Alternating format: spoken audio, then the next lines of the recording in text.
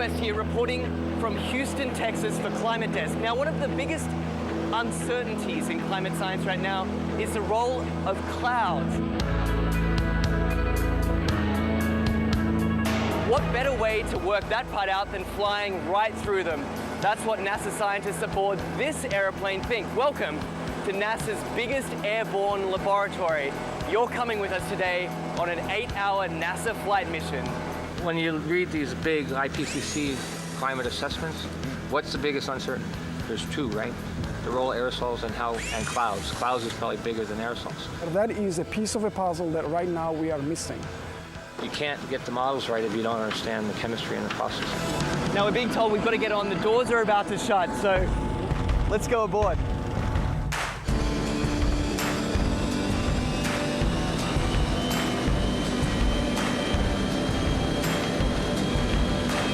Every time you turn on the weather, every time you hear a climate change prediction, that information has to come from somewhere. And it starts by getting sucked out of the air from planes like this.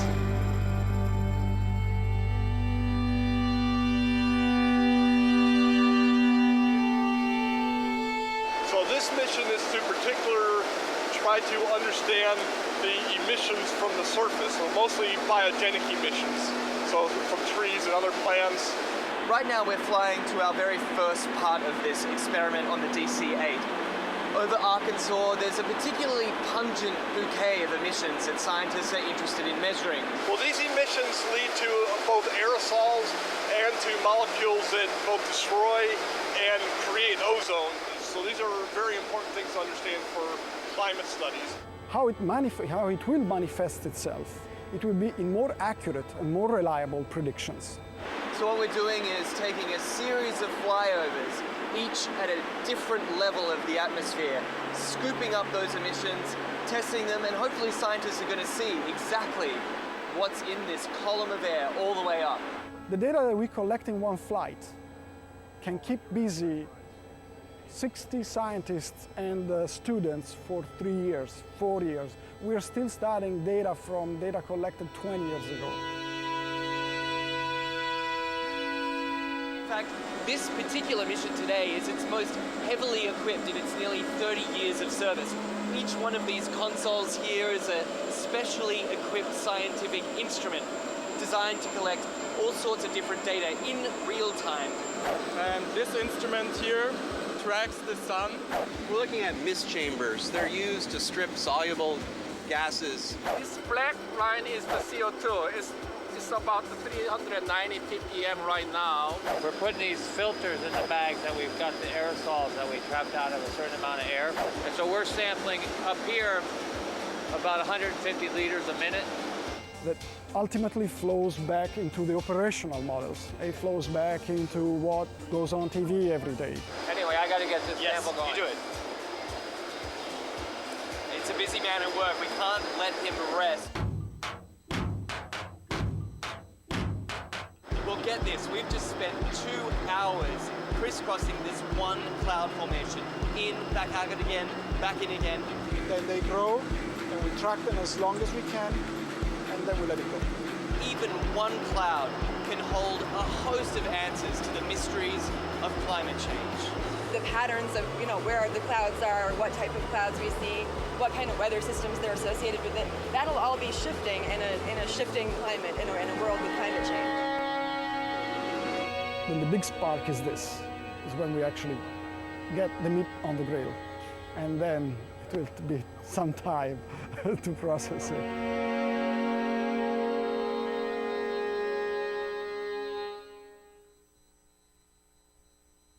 What the frack? What the frack? What the frack? What the frack? President Obama, are you fracking kidding me? Reopen the EPA studies. In Texas, Wyoming, and Pennsylvania. Fracking pollutes our oceans. Fracking poisons our water. Fracking makes climate change worse. Fracking relies on toxic chemicals that cause cancer. Ban fracking now. Ban fracking now. Go on.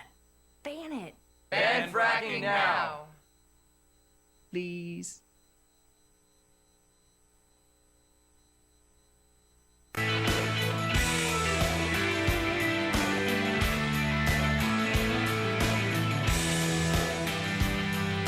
Are you ready? Well, ready or not, here we go on a Thursday, August 6th. Can you believe it? It is the Bill Press Show, and you are part of it on Free Speech TV, nationwide and worldwide on TawkrTV. Thank you so much for being with us today. President Obama, yesterday, giving a powerful speech at American University, the same site where in 1963, President John F. Kennedy said that even though the Soviet Union was a mortal threat, we should work with them toward a diplomatic solution instead of thinking about nuclear war against the Soviet Union. President Obama, the very same site yesterday, saying basically the same thing with regard to Iran, even though they were a threat to the States and particularly to the region. We should pursue a diplomatic solution with them rather than thinking about war with Iran. But of course, tonight, the big focus is on the big debate out in Cleveland. Two debates, actually. The so-called happy hour debate at about 5 o'clock with 7 candidates who didn't make the big stage, and then at 9 p.m., the 10 leading candidates for the Republican nomination squaring off against each other and against, of course, Donald Trump. Donald Trump, we found out, who got a very unusual phone call just before he announced for president, a phone call from former President Bill Clinton, who just wanted to check in and maybe give him some advice on how to run in that Republican primary. Wouldn't you have loved to have been on the party line for that telephone call?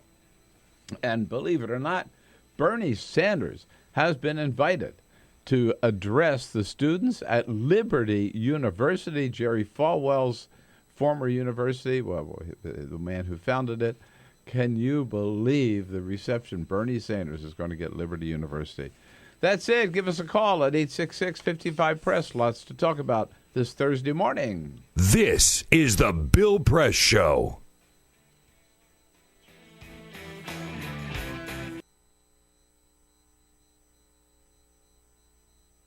We came here to Foster City, where we're going to watch UC Berkeley, a University of California SWAT team, do a hostage rescue scenario.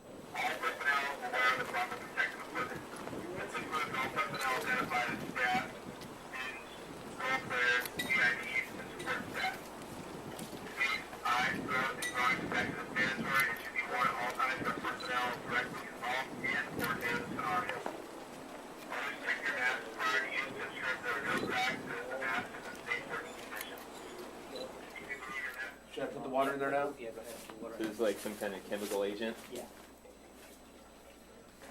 Copy, we're ready. I'm gonna get shot. I already know it, dude.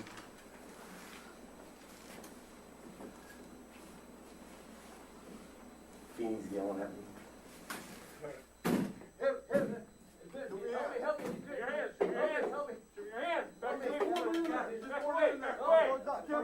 Gentlemen, we have a chemical. We need to pull our person out. Get these guys out of here. Pull them out. Pull them out. Pull them out. Put your hands on your face. Put your hands on your face. Keep him covered.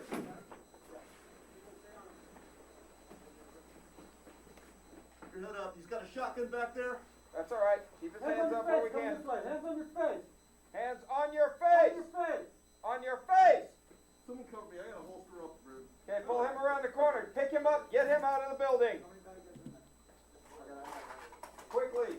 We've got this. Let's get that guy out of there. You, come towards us. Keep your hands on your face. Turn around. Face away from us. Back towards us. Quickly. Back up towards me. Quickly, quickly, quickly. Pull him out of the room. We're exfilling, Billy? Yes, we are exfilling. It was actually around 92, 94. There was an attack on the chancellor at his residence, which is on campus. Okay. And we realized at the time that we didn't have any resources to deal with that kind of threat when it took place. Okay. So, and I think about 15 years before, they had some kind of semblance of a SWAT team. So they regenerated the idea of activating a SWAT team. And then since then, you guys have kind of branched out to doing what kind of stuff? Well, since then, we train for everything. We train for every eventuality, barricaded subjects. Like I said, most of what we do is high-risk warrants.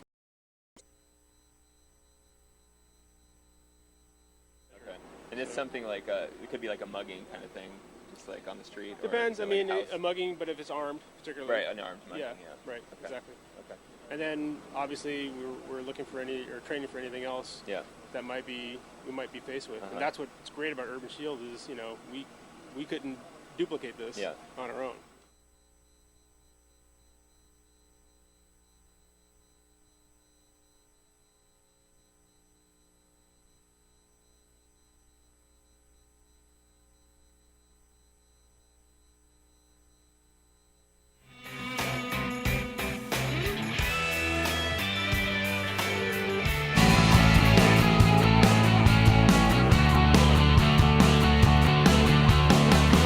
Broadcasting around the nation, on your radio, on your TV, and online. This is The Bill Press Show. Tonight, the big debate. The only question is, at the end of it, will anybody be left standing other than Donald Trump? Hello, everybody. Thursday, August 6th. Can you believe it? Here we are. Together again. You and me, The Bill Press Show. Nationwide on your local progressive talk radio station. Yes, your morning radio show. Good to have you with us.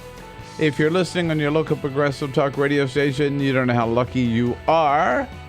If you're not lucky enough to have a progressive talk radio station near you, download one of the two great radio apps, the TuneIn app or iHeartRadio.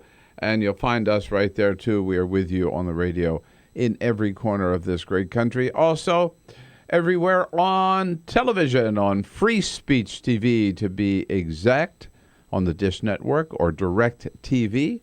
More and more of you signing up for Direct TV. And also worldwide on our video stream. Yep, you have any electronic device.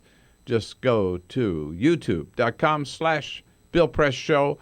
And there we are. So good to see you this Thursday with lots to talk about. It may be a quiet summer here in Washington, but there's still lots of news and lots going on both here around the country and around the globe. And that's our job, to tell you what's going on, your job to tell us what you think about it all.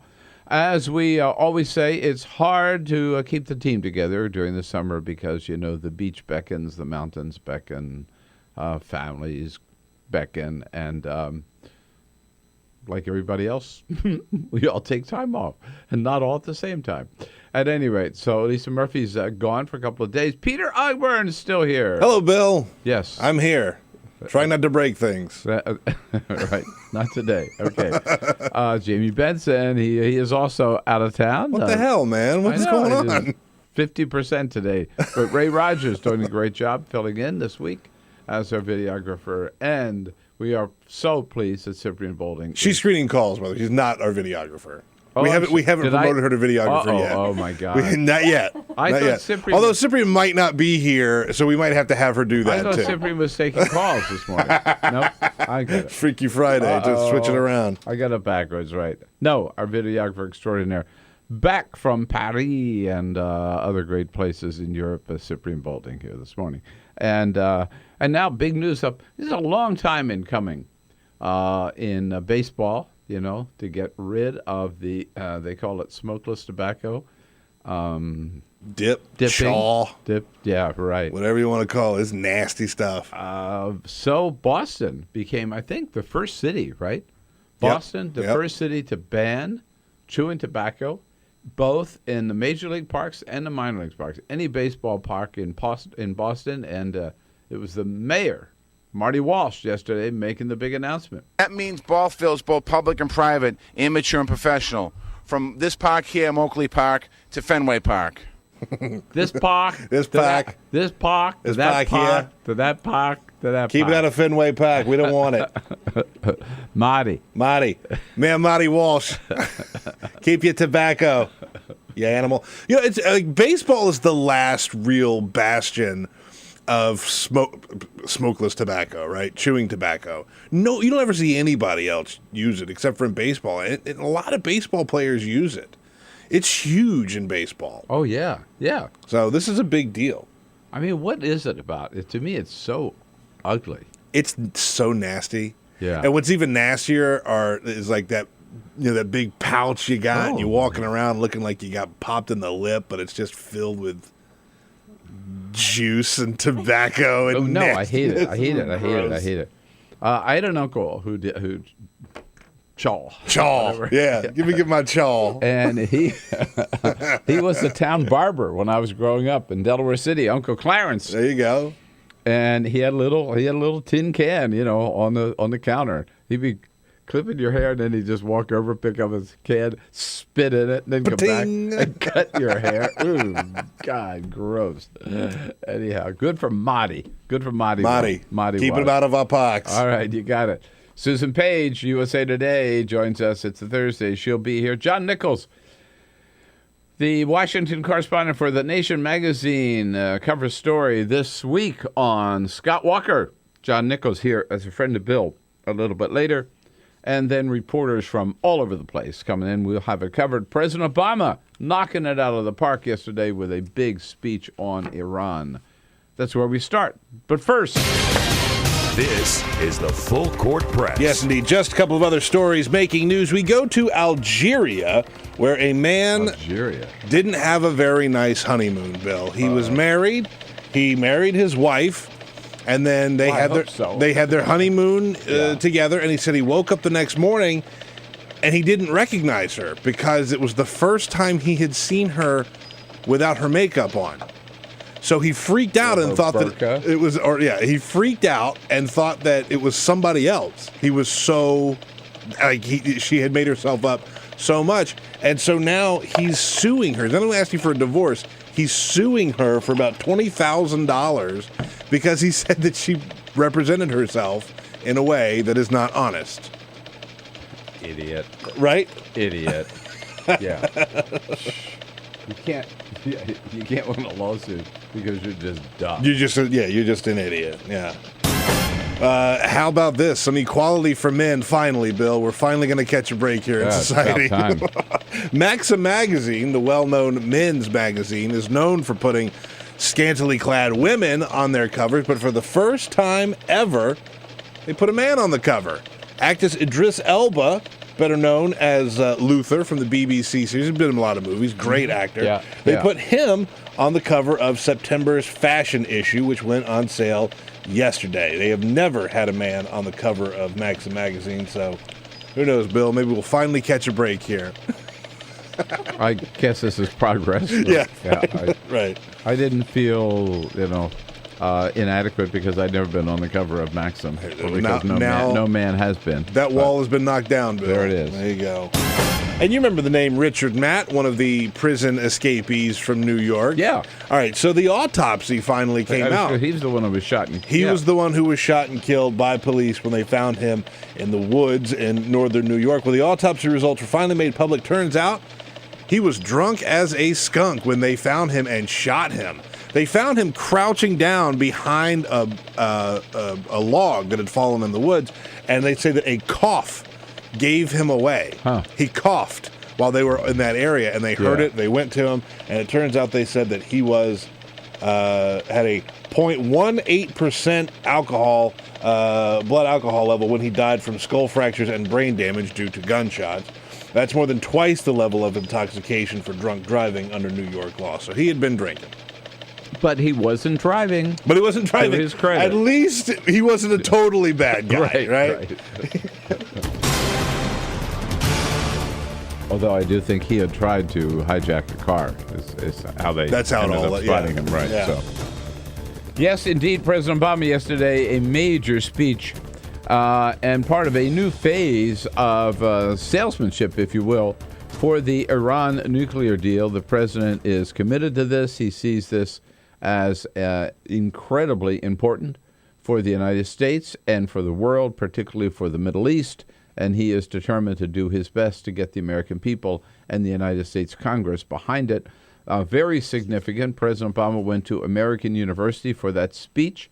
That has a lot of resonance here in Washington, D.C., because it was back in 1963 that a young President John F. Kennedy went to American University and gave a landmark speech about the need to engage in diplomacy with the Soviet Union, then the Soviet Union. And the president made the made the argument that the Soviet Union was our enemy.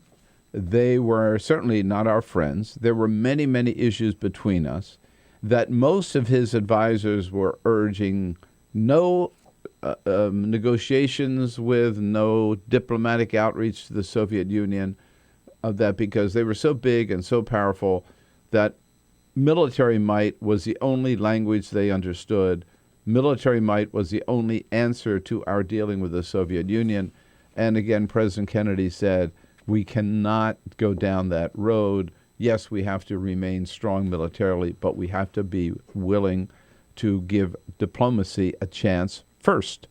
Well, President Obama, chose that very same site yesterday to make the very same argument about Iran, saying, no, Iran is not our friend. No, we don't trust Iran. Yes, Iran is a threat to the region and to the world, but we can't just rush into war with Iran. We have to give diplomacy a chance first. A very, very powerful argument. The president making really 3 points, I think, main points in his speech. It's a masterful speech. If you didn't see it, take a chance to read it. Number one, he said that this is the greatest opportunity for peace that we probably have, one of the greatest opportunities, certainly, in our lifetime, maybe since the treaty that ended World War II. He didn't say that. I'm adding that. But he did say also that this is the most consequential vote that the United States Congress will make since 2002, when they voted to go to war with Iraq. The most consequential vote since then. And, of course, then they made the wrong decision. The president's second point that he pointed out was over and over again that the only alternative to this agreement is war. War with Iran. In fact, that's what some of the people want. In fact, he said, and third point is that the critics of this proposal are nothing more than the same old folks who back in 2002 said, we've got to go to war with Iraq. It's the only answer. You can't deal with Saddam Hussein. We can't trust him. We can't negotiate with him. We can't leave him there in power with a no-fly zone or whatever. It's got to be war. He talked about the critics as those who believe in nothing but the drumbeat of war, the drumbeat of war. And the president, I thought, maybe most powerfully pointed out that back in 2008 when he was running for president, he said it's not only important to end the war in Iraq, it's important to end the mindset that believes that war is the first answer, that military power is the first response. He said we have to end that mindset and make diplomacy the first response. Here's the president yesterday, just a couple of clips, where he says, here's what would happen if Congress rejected this deal. What's more likely to happen, should Congress reject this deal, is that Iran would end up with some form of sanctions relief without having to accept any of the constraints or inspections required by this deal. So in that sense, the critics are right. Walk away from this agreement, and you will get a better deal for Iran. Yeah, Iran gets a better deal if there's no deal. And the president said, well, some members of Congress may think this is a tough call. It wasn't for him. I've had to make a lot of tough calls as president. But whether or not this deal is good for American security is not one of those calls. It's not even close. Right. The president said, here's the choice. Here is the choice facing Congress. It's very, very clear. Let's not mince words. The choice we face is ultimately between diplomacy or some form of war. Maybe not tomorrow, maybe not 3 months from now, but soon. Yep. Diplomacy or war, that is the choice. Let me tell you, Fred, I'd love to know what you think about this, because, now it's up to us. It's up to Congress, but it's up to us to make sure that Congress does the right thing. Support this deal or not. 866-55-PRESS is the toll-free number. Let's talk about it. Take our own vote. We got to understand, as we go into this break, what a radical shift this is. I mean, this is a major, major change in direction on the part of the United States. Certainly a break with the Bush doctrine as enunciated by George W. Bush in that speech he gave up at West Point after 9/11, where President Bush was basically saying, from now on, we are in a state of perpetual war. We have the right to make war anywhere in the world, anytime we want it, any way we want it, anywhere we want it, against anybody we perceive to be our enemy, real or imagined. President Obama is saying, no, those days are over. That's not our approach. Yes, we're willing to go to war if necessary. Yes, we will maintain the strongest military in the world. But yes, we will also try diplomacy first and give diplomacy a chance, give peace a chance before we rush into another war. I think it's absolutely critical choice right now. President Obama is saying absolutely the right things yesterday. Let's talk about it here and go over some of the arguments, lame arguments that have been raised against it. 866-55-PRESS is the toll-free number. The Iran nuclear deal. Thumbs up or thumbs down? Let's talk about it. Streaming live video right now at youtube.com/TawkrTV. That's TAWKR-TV. This is The Bill Press Show.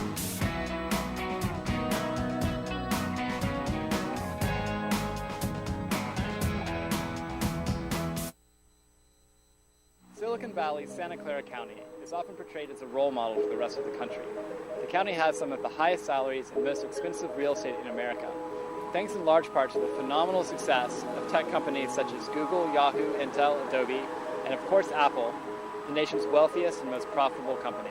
But Santa Clara County also has a more unseemly distinction. I'm standing near downtown San Jose, inside what is by some accounts the largest homeless encampment in America. The jungle, as it's known, occupies a 65-acre stretch of creek where about 300 people live in makeshift structures. It's less of a homeless encampment than a full-blown shantytown. This being the largest homeless encampment in the United States, and with us having Silicon Valley with Steve Jobs and all this cash, we're not supposed to have this kind of homeless problem. You know what I mean? I done been shot with a pellet gun like 4 times, attacked with baseball bats, my house set on fire. This is like hell on earth. I mean, this is like something you will not see, you have to see to believe, actually. It's like fourth world conditions.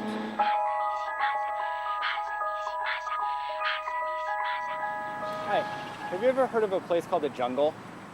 Sorry? A place called The Jungle, have you heard of it? We're not making enough money really for conventional homes or housing, and we make too much money for subsidized homes. So we're kind of, floating between the oil and the water. We told the landlady here if it would be possible to continue staying here. She said, no, you got to go.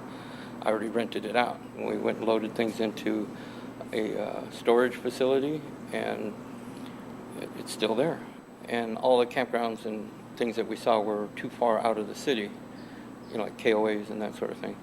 So what we decided to do was to move into the jungle. So that's what we did. A few days ago, a woman named Lydia Hernandez was robbed inside of her tent. When she refused to hand over the money, the robbers slit her throat. When she still fought back, they bashed her head with an axe. She died a few hours later. Residents say that the police never come into the jungle, so they have to fend for themselves. There's no law down there except our own, right? There's no law. So we could smoke dope all day in the open. The dope dealers ain't scared because, they're secure. We go to the Fairmont Hotel and have a brunch or do a philanthropy. That's not going to cut it. We need billions of dollars to go into the inner cities and go into the jungle. Silicon Valley, the Bay Area is known for its innovation, its progressive thinking. It's one of the most progressive pockets in the United States, if not the world, and certainly one of the wealthiest. If we can't do it here, it won't happen anywhere. It's got to happen here.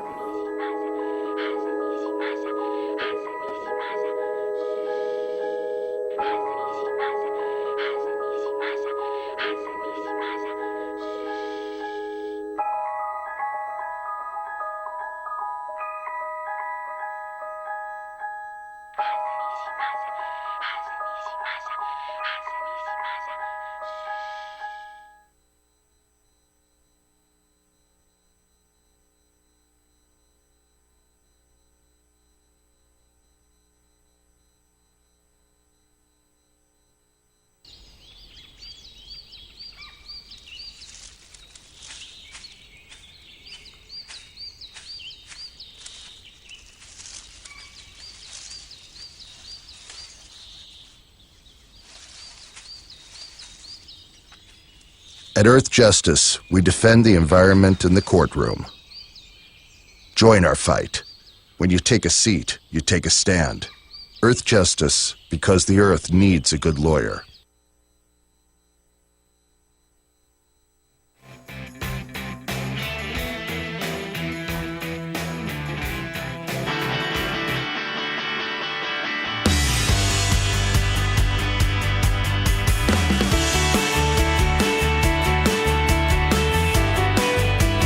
This is the Bill Press Show.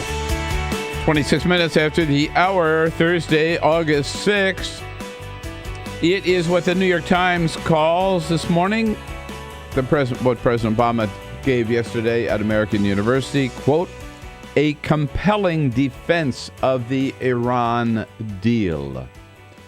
And the New York Times quotes the president on the critics of they're already running ads. Some of the Israeli lobbying organizations here, following the directions of Prime Minister Netanyahu, were running ads on cable television yesterday, or already running ads on cable, opposing the Iran deal. And President Obama talked about them yesterday. He said, quote, if the rhetoric in these ads and the accompanying commentary sounds familiar, it should. For many of the same people who argued for the war in Iraq are now making the same case against the Iran nuclear deal. And the New York Times adds, after 14 years of war, thousands of American and Iraqi lives lost, and many thousands more people wounded, it's appalling that so many opponents of the Iran deal would cavalierly support either would cavalierly support military action against Iran or are willing to risk it by rejecting the diplomatic negotiations and the diplomatic solution reached by the Obama administration. Right. If you like the Iraq war, right, if you like the Iraq, that's really the answer. If you like the war against Iraq, all 14 years of it. And boy, wasn't that a popular exercise in American history? And didn't that have great positive results? Yeah, we certainly got our money's worth in Iraq, right? If you listen to those people, the drumbeat of the war in Iraq, if you listen to them and if you like the Iraq war, then yes, you should oppose the Iran nuclear deal. If you think, like the majority of Americans, the Iraq war, we were sold a bill of goods based on a whole pack of lies, then you ought to say, President Obama, thank you for taking a different path, and let's support this Iran nuclear deal. This is the Bill Press Show. Officer, were you the one who arrested me? Gonna shake my hand?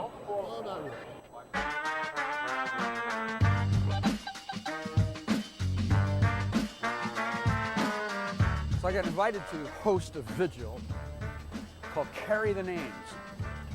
And that's what they were doing, carrying the names of the people who were victims of deadly police force. Michael Brown, Eric Garner, Akai Gurley. I got a motion from Dragonfly from Stop Shopping Choir, and I started preaching. I preached up a storm as best I could, but about a minute and a half into my sermon, the place was flooded with police, Homeland Security, National Guard, state troopers, and I was pushed over and handcuffed so fast, down in the jail, down in the basement. Before you know it, I was out the door, put in prison overnight. The next morning, I'm in court. The same thing happens. I'm just rushed out of there. Then our lawyer, Wiley Steckler, gives me this iPhone. And there, in black and white, in the Gothamist, a popular paper, is this charge by Adam Lisberg, the MTA law enforcement spokesperson for this grand place. His quote is that I, Reverend Billy, physically attacked a police officer. Unbelievable. The feeling of being robbed of my work and life and identity, just the fiction. I did not touch anybody. I did not look. I know how to do this. I'm trained in nonviolence. I did not do anything. It was right here. It was right here. It happened right here. I was simply arrested while I was speaking and taken away, and that's it. The cold feeling in my city, the city that I love, that city spokespersons whose salary I pay for with my taxes, that they would say this. I can just feel the rending apart of the community, that we are not that close. We're not. They are willing to say this, and they think that they can just say anything about anybody and get away with it.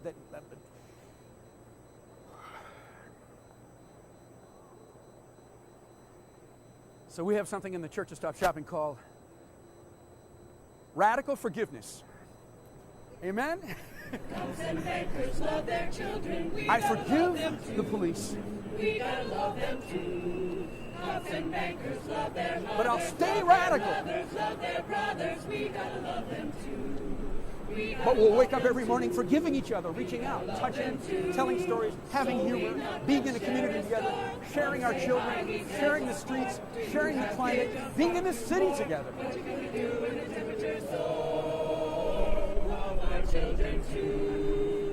forgiving each other, being grateful to each other, helping each other out, living together, living together. I got a daughter just turned 4. What do we do in the superstore? What do we do with the blood and the gore? The water's rising through our door. Love our children too. Love our children too. Amen. Earthalujah.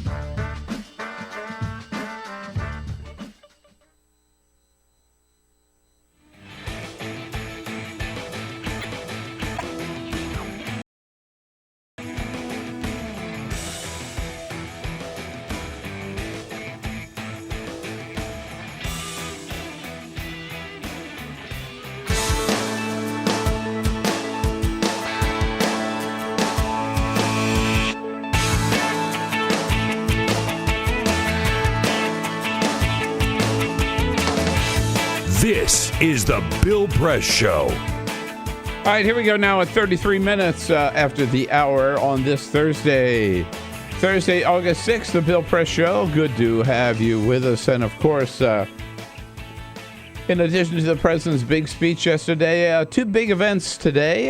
We're going to see which one gets the most media coverage. The one that should is Jon Stewart's farewell.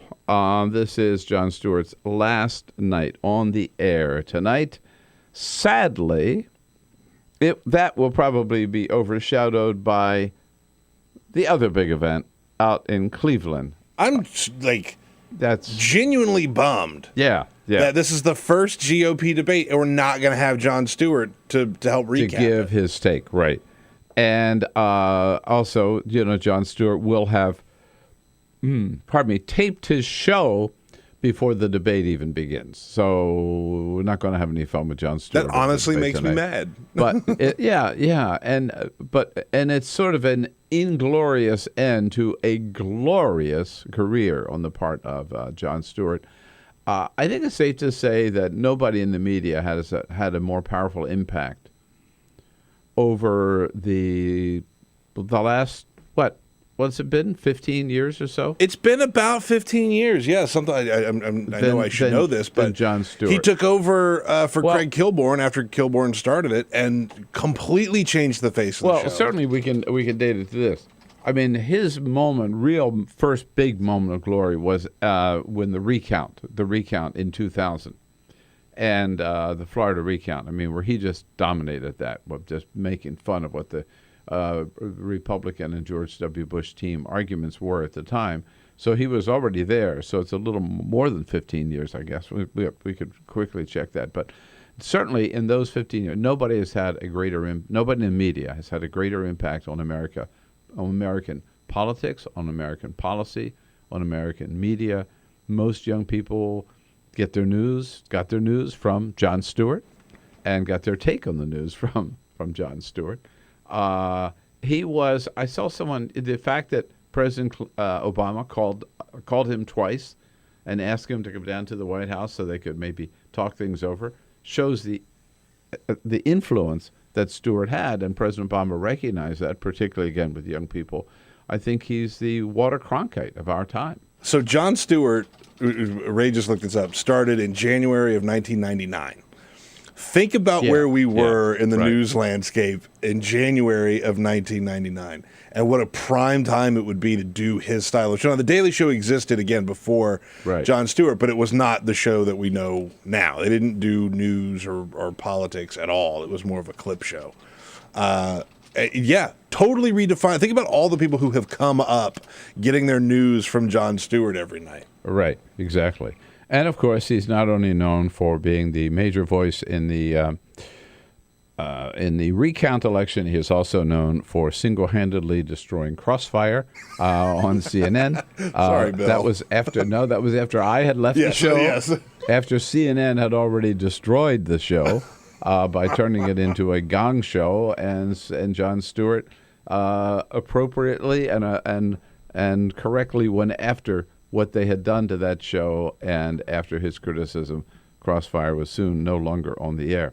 Unfortunately, again, where we started, that the Jon Stewart finale will be eclipsed by the dual debates coming out of Cleveland tonight, the first Republican debates. What do you think's going to happen? What are you looking for? And how do you think the others are going to handle Donald Trump? And will Donald Trump surprise us by behaving himself tonight? 866-55-PRESS. Let's talk about it. I can answer that question, actually, about Donald Trump behaving himself. Well, I don't think we know. He could surprise us. At any rate, so here's the way it works. And by this debate is being held in that big arena where the Cavaliers play. I hadn't put that together until we saw that shot this morning. It's a huge arena. Yeah. It's giant. This is the arena where the Republican National Convention is going to be held next summer. They're having the first debate in that same arena. Huge. It probably holds 50,000 people. Yeah. It's huge. Right. So there are two debates. The first debate, the 5 p.m. debate, is the debate for the JV, if you will, those who didn't make the top 10 in the polls. Carly Fiorina. So there are 7 of those, right, because there's 17 total candidates. Lindsey Graham, George Pataki, Bobby Jindal, that was a sort of surprise at the end, Rick Perry, of course, Jim Gilmore. I'm doing them as we talk. And they're Rick Santorum.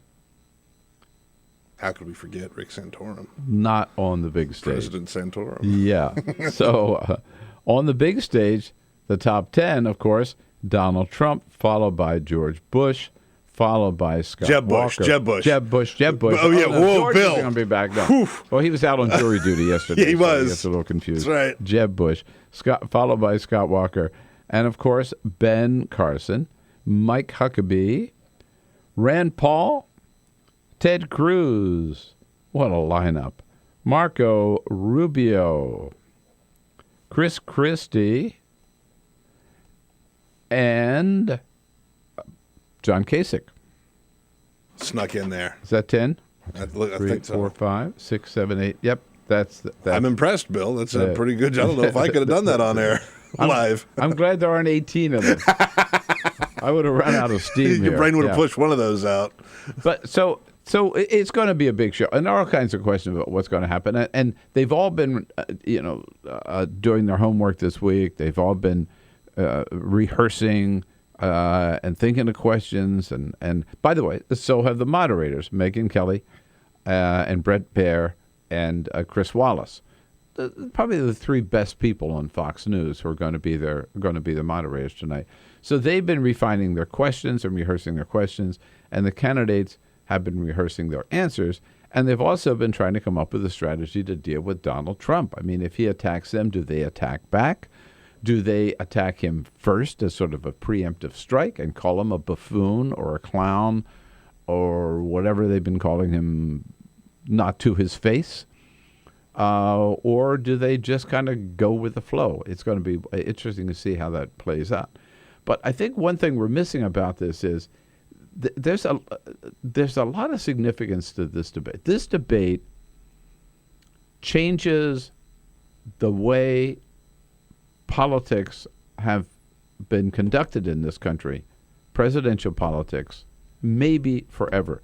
Because before, in the presidential primaries, with this primary system, the candidates got started, those who didn't have any name recognition or weren't really well known nationally, and didn't have a lot of money. They got started just like making the rounds, going out to Iowa, going to New Hampshire. Look what Jimmy Carter did back in 1976. I remember I was living in Sacramento at the time. I got a call from a friend of mine who asked me if Carol and I might have a little cocktail party for some of our friends in Sacramento for some guy who was thinking that he might want to run for president. Some guy turned out to be a governor of Georgia that I had never heard of. I mean, they were going around like begging. But Jimmy got lucky. He ended up being president of the United States. He kind of built that. No candidate will ever have that opportunity again because now we have turned the primary process over to the networks.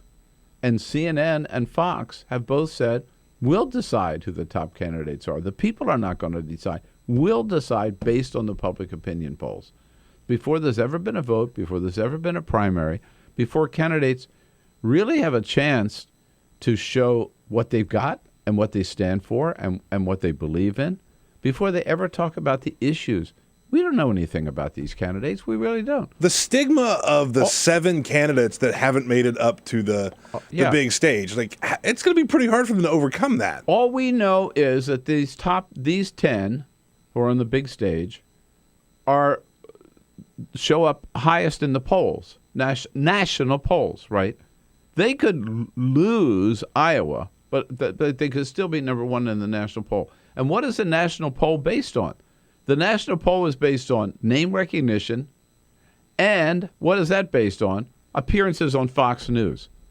So you see the equation here? Fox News decides who gets on Fox News. Then they decide who gets on the stage for the first debate. We might as well let Fox News decide who the next president of the United States is going to be. I mean, that's kind of the way it is. I mean, there's something very, very, I hate to sound like Rick Santorum, because he's made this point, but he's right. There is something very, very undemocratic about this debate tonight. Undemocratic with a small d. I mean, of course, it's also undemocratic with a big D. All right. When we come back, so, I'll be watching, but I don't think it's good. When we come back, Susan Page joins us from USA Today. This is the Bill Press Show.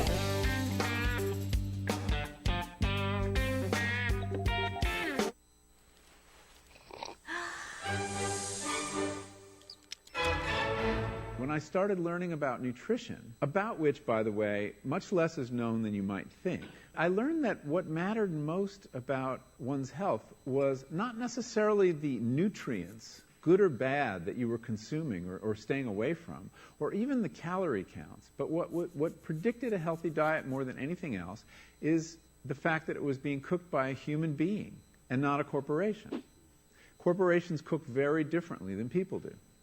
They use vast amounts of salt, fat, and sugar, much more than you would ever use in your own cooking.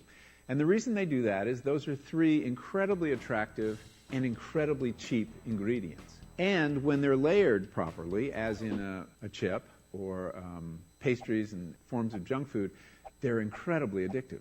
They really press our buttons. They activate our dopamine network, our cravings. And in fact, people in the industry, they don't talk about addiction in the food industry, even though they traffic in addiction. They talk about craveability. It's the same thing. And snackability is another term they use. It's a lovely word. And then the last point about corporate cooking that's important to understand is they cook different stuff than you do at home. what they're good at. In general, they don't cook that well, but things like chips, they cook incredibly well. And here's a classic food that if you make it yourself, if you've ever made French fries, you have to wash the potatoes, you have to peel the potatoes, you have to slice the potatoes, you have to fry them in a lot of oil, you have to spatter your entire stovetop, you have to clean up, and then you have this pot of oil you have to get rid of. I mean, it's really difficult, and it's a pain. They're wonderful, but it's a pain. And if you make them yourself, you'll only eat them every 6 weeks, 2 months, because it's too much work. But when you let corporations cook for you, it's so simple and so inexpensive, and they're really good, that you will have them twice a day, as many people in America do. So you see the kinds of foods you end up with are these labor-intensive foods and desserts. These special occasion foods become everyday foods when we let industry cook for us. Eat anything you want, just cook it yourself.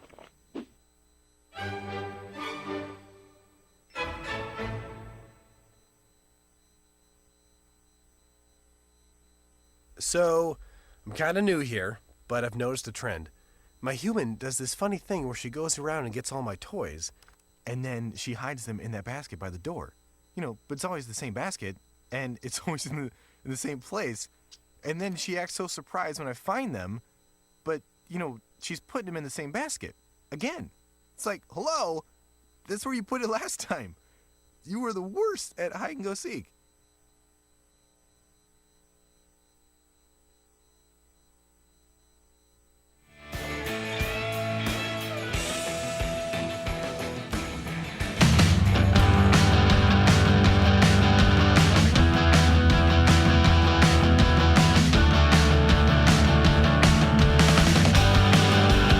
The most valuable morning radio show, according to The Nation magazine. This is The Bill Press Show.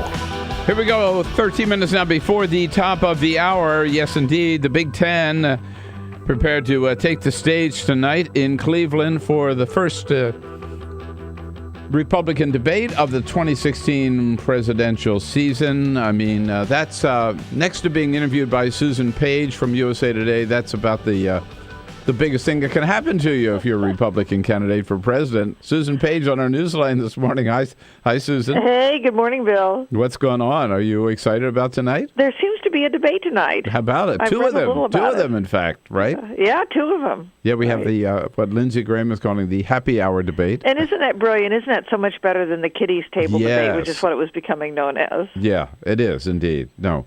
You know, I've talked about this on the program. I was in New Hampshire Monday night. I missed you, by the way. I missed you too, Bill. Up there in New Hampshire. And I watched it on TV. Does that count? It does, sort of. Good. But I have to tell you, Susan, I realized once I was there, it's the first time I've ever been in New Hampshire when it wasn't covered with ice and snow. Yeah. Did you miss the ice and snow? Oh, boy.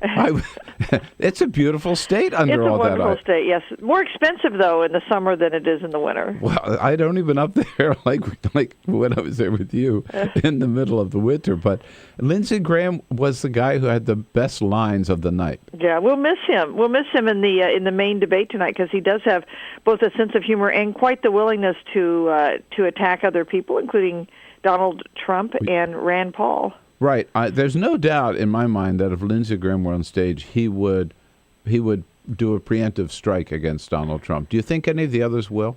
I think somebody will, because really? I think somebody who is struggling for attention, that is the way to get into this debate, right? This debate is going to be about Donald Trump. How does he do? Which Donald Trump shows up?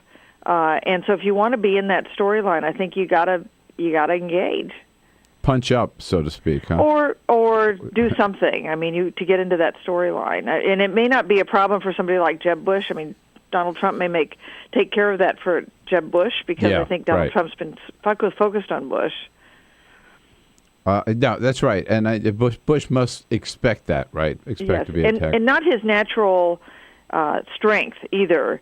You know, punching back in a on the spur of the moment. You know, that isn't really Jeb Bush's strength, and they're going to be standing up there next to each other. That's going to be interesting. Yeah.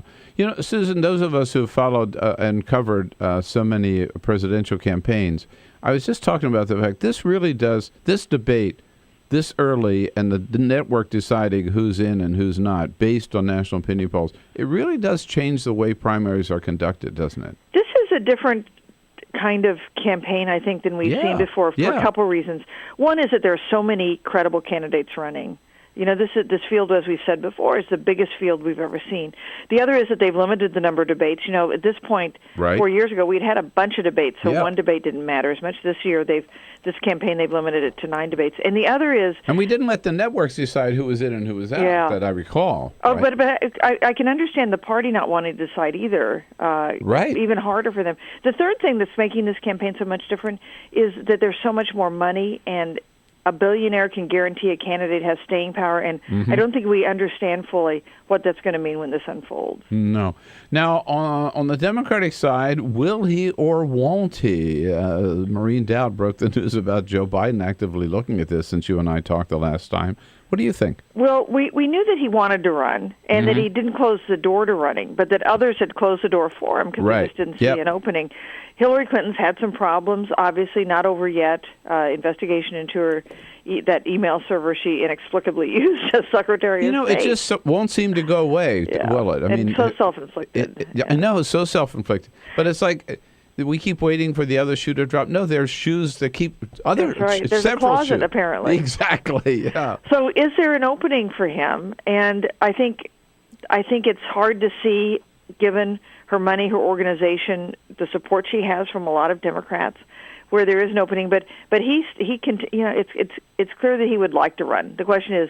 It's clear his heart says he wants to run. Does his head say he can run? There's no doubt that were she to stumble badly, worse than she has, right, or continue to stumble, let's say, I think he would get in. The question is, when does that happen, right, and how long can he wait? That's right. And of course, the longer it goes on, the more treacherous it is for the Democrats to have some kind of last-minute switch, because everyone is kind of assuming that Hillary Clinton is nominee. If something happened and Hillary Clinton said, "Okay, I'm not running," Joe Biden's not the only Democrat who would jump in that case. Don't you think John Kerry would jump in? Absolutely. Yeah. And some of these younger, up-and-coming senators, I could see them jumping in, too. I could see Elizabeth Warren changing her mind. Elizabeth Warren, Amy Klobuchar, Kirsten Gillibrand. Yeah. Would Andrew Cuomo jump in? I mean, if Hillary Clinton were, for some reason, and we don't expect this to happen, to jump out, Joe Biden would not have an open field of advantage. I have to ask you about the president's speech yesterday. Historically significant, as we know, at American University, with a message of basically give diplomacy a chance before we go to war. Do you think he made the sale? I don't know if he made the sale. He did make a very strong speech. You know, laid out the stakes, really argued for his program, likened it to JFK's 1963 speech, saying we should be willing to deal with the Soviet Union even if we don't trust them. So in that way, yes, you know, and a message really directed at Democrats in Congress, because that's who he needs to hold. He needs to hold enough Democrats in the House or the Senate to keep his veto from being overridden, because that's what we think is going to happen in September. That's our expectation. Right. But certainly he is committed to it, and I think we're going to see a lot more of him speaking about this, to rallying public support for it. Susan, you're the best. Thank you again so much for taking time for us this morning. We'll see you Sunday morning on Capitol Download. Thanks, Bill. Susan Page, Washington Bureau Chief for USA Today and host of Capitol Download that airs here Sunday mornings at 8:30 a.m. on WUSA 9. This is the Bill Press Show. What gets you into college? Good SAT scores? High GPA? Lots of extracurriculars? Sure, but what you really need is money. If you don't have the cash, you'll need a loan. And we mean huge student loans, because the cost of college has risen 1,000% in the last 30 years. This means big money for the banks that collect fees and interest. Now, millions of young people are starting their adult lives with an average of $29,000 of loans on their backs. Altogether, we're talking $1.2 trillion in student debt. And more people are finding it impossible to pay them back. Welcome to the student debt crisis. The increasing demand for higher education and cuts to state funding gave colleges a huge incentive to keep inflating prices. I graduated about a year ago, currently in $35,000 of debt. I am in debt about like $25,000. I owe $23,000. I owe over $50,000 in student loans. 38.8 million Americans owe money on a student loan. And the biggest names in banking are making huge profits off the booming student loan industry. Sallie Mae, the largest provider of private student loans, made $949 million last year. They only give you about 6 months to look for a job. You have to start paying back the loan. It's very pressuring, especially nowadays. It's very hard to find a job. Over half of the students graduating in 2012 could not find a decent paying job. They either had low-wage jobs or unpaid internships or were unemployed altogether. So you can't make the payments. You start incurring late fees, which makes the loan even harder to pay off. And it stays with you for years, even decades. Right now, a third of the people who started repaying their loans are delinquent or in default. That's 13.7 million people, more than the populations of Chicago, New York, and San Francisco combined. Worse, it's not just the borrowers who are in trouble. Many loans require co-signers. So if the student is unable to pay, that co-signer, a father, a mother, or a grandparent, is now on the hook. Even a grandparent's Social Security benefits can be garnished to pay the loan. We should have an answer to this. If you get really behind in your car payment or your credit cards, you can file for bankruptcy. But Congress has made it nearly impossible to discharge student loans through bankruptcy. Big institutions make big profits while students try to make ends meet under crushing debt. Is this how we want our education system to work? The whole point of going to college is to get the career you want, but lately that's been discouraged because no one can afford school. You get a job just to pay off your student loans. We need higher education, not higher debt. Sign up to end the student debt crisis at higherednotdebt.org.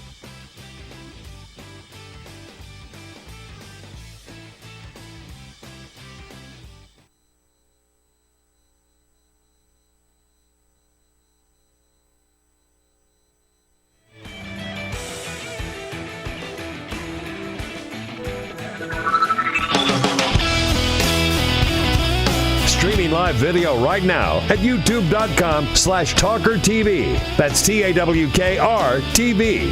This is The Bill Press Show. Hey, how about it? Moving it down right at number 2 here. By the way, I got to tell you, Senator Bernie Sanders is going to have a big weekend. He's going out to Seattle, and then to Portland, and then down to Los Angeles. You know what? All those are very Bernie territory. That's Bernie territory, man. The West Coast as blue as it can get, and Bernie will have a great crowds, I know, in all 3 of those cities. But here's the big news. Then, in September 14, it was announced yesterday, Bernie is going to be speaking at Liberty University. Yep, Jerry Falwell's university. They've invited Bernie to come down and speak at a convocation there. I hope he gives them hell. At least they're going to feel like it's hell when he's done. This is The Bill Press Show.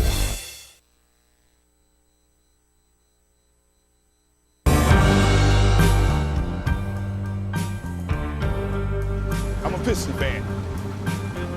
Their slogan was, "We come to work." That's what Detroit about. That's why they used it. It's a team thing. They won 2 championships, a team. There was no star. No mayor can come in here and be a star. It's a team thing. No governors can come here and think you can do it by yourself. It's a team thing. You got communities. They got ideas, too. The only thing wrong with Detroit, people have lost hope here.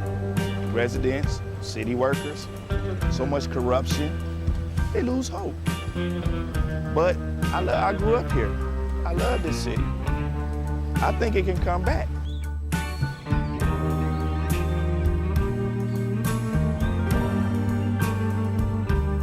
I've been working for the city 24 and a half years. Within the last 10 years, we took 4 pay cuts and then an additional 10% wage cut. I've lost a home. When you take all of the decisions out of the city of Detroit, all of us, then what do you have? Exactly what we got, a lot of problems. Every time the city seems to fall into a problem, it's always on the backs of us workers. You wake up out of a dead sleep and you jump behind the wheel and take off driving and try to get everybody there safe, not knowing really what you're pulling up to. I'm not eligible for Social Security, so the pension is my sole sole salary at this point. We've been in business here 39 years. We've seen a lot of changes in Detroit. The area was a lot of industry, a lot of city workers. It's getting very tough for the city workers. It's getting tough for us as a business people. Response times are increasing because of the closing of companies, which takes your insurance rate through the roof. So all the things that affect us affect the citizens. I worked for the city in different capacities for 29 years. I feel like an old jacket. They use me up and they throw me away. In my condition, nobody's gonna hire me. I'm 68 years old. Half the times, I can't get my blood pressure medicine. It's either feeding myself, blood pressure, or paying bills. $754. By the time they take all the deductions for I have my car insurance, my house insurance, and my health insurance taken out. So the time they take all that, I'll get about $300 after they take all that out. I don't understand it. I can't see how the governor is allowing this to happen and what they're doing and they want to blame it all on the seniors. Not only the seniors, but the city workers. And we worked hard. I know I worked hard. I've been in Detroit since 1946. I was 14 years old when I came in. I don't live large at all. I wish I could. I don't know when the last time I've been shopping. I only get $1,100, and I'm 81 years old, and I need every penny that I can get and that I do get. And I'm very, very upset about the idea of them taking away my pensions that I worked 30 years for. I think it's terrible that they talk about Detroit like they do, because Detroit has been very good to me. I have a lot of city workers coming in with their uniforms on, Detroit Water Department, Police Department, Fire Department. I get a lot of people, the Border Patrol come in. So if I lose that customer base, I'm going to be in a position where I might have to close down. If they take away their pensions, if they start cutting jobs, it's going to cut into a large percentage of not only our business, but other businesses that are in the city of Detroit. We're here. We've been here for 26 years. We're still trying to do business in the city. Detroiters are survivors. They tough. They adapt. But only can do so much when your politicians ahead of you and we're not on the same team. We're not going to let Detroit be erased, bulldozed, or whatever. We're going to fight to the bitter end. Detroit going to survive.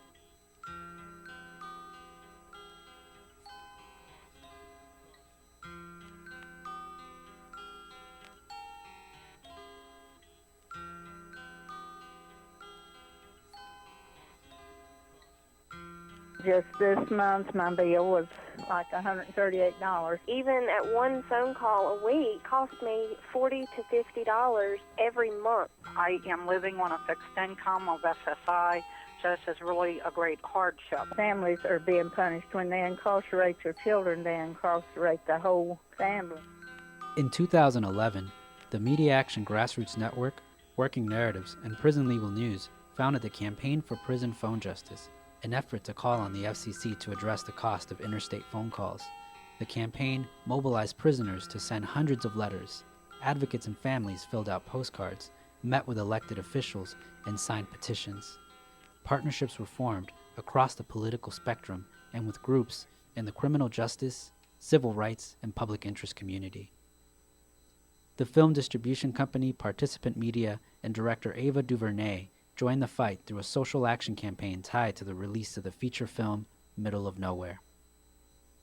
In an effort to push the FCC to act, the campaign hosted a historic rally outside of the Federal Communications Commission where for the first time, families of prisoners, elected officials, civil rights and faith leaders came together to call for an end to predatory phone rates. We're all held captive, when predatory phone companies gouge our families. My son has been incarcerated now for over 10 years, and my husband estimates that in the time we spent over $25,000 on prison phone calls. My hero's not yours, you probably arrested them. Your schools probably neglected them. They spawn thoughts, you probably infected them. Feed us what you feed us, you can lay us next to them. FBI call it major crimes. Babies making babies cry.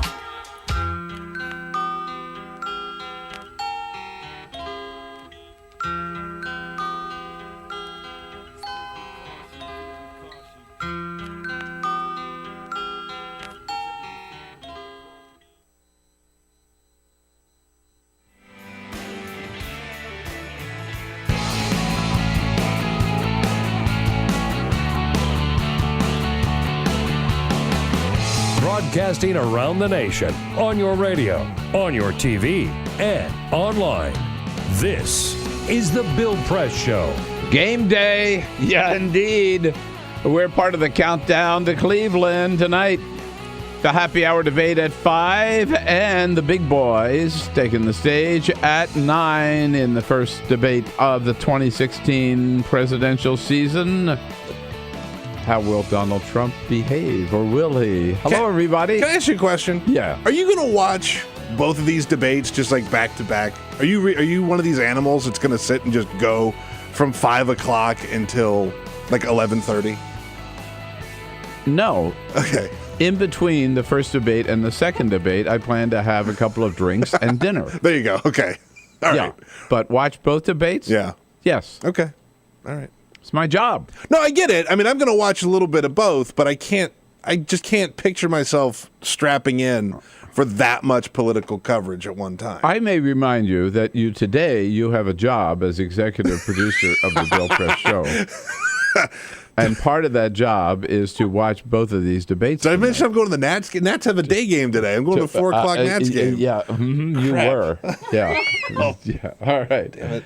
As I was saying before somebody interrupted, good morning. Hello. This is the Bill Press Show. Yes. Thursday, August 6th.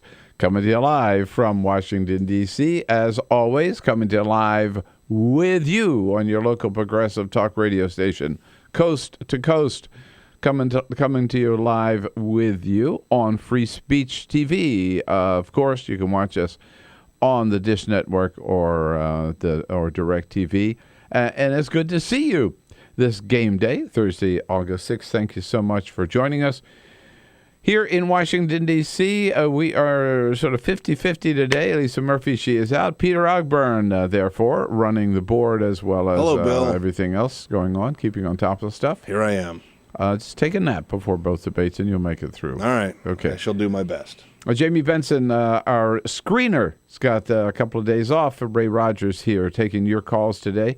Don't forget, we want to hear from you what the news means to you at 866-55-PRESS and Cyprian Bolding. He is back. He's on the job as our videographer, keeping us looking good with the cameras and the lights on Free Speech TV and worldwide on our video stream, TawkrTV. Historic day today. Just want to mention two very important events in the history of the United States that whose anniversaries we mark today. One good and one not so good. One good and one pretty bad. The good one is 50 years ago today, President Lyndon Johnson signed the Voting Rights Act into law. Oh, nice. And President Obama will be speaking about that today, commemorating that with none other than Congressman John Lewis, hero of the Civil Rights Movement.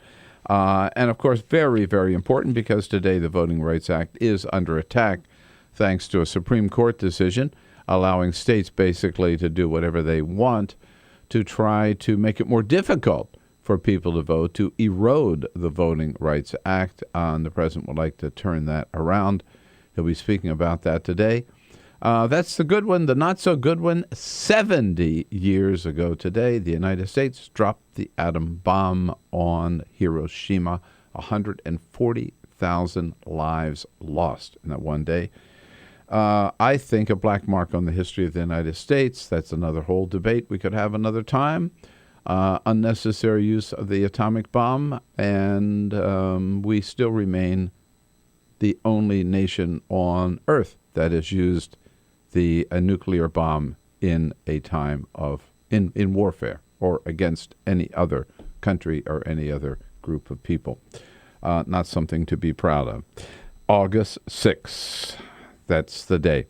We got a lot to talk about here. Brendan James is going to join us next from International Business here at the top of the hour from International Business Times. We'll take a look at what we can expect from tonight's debate.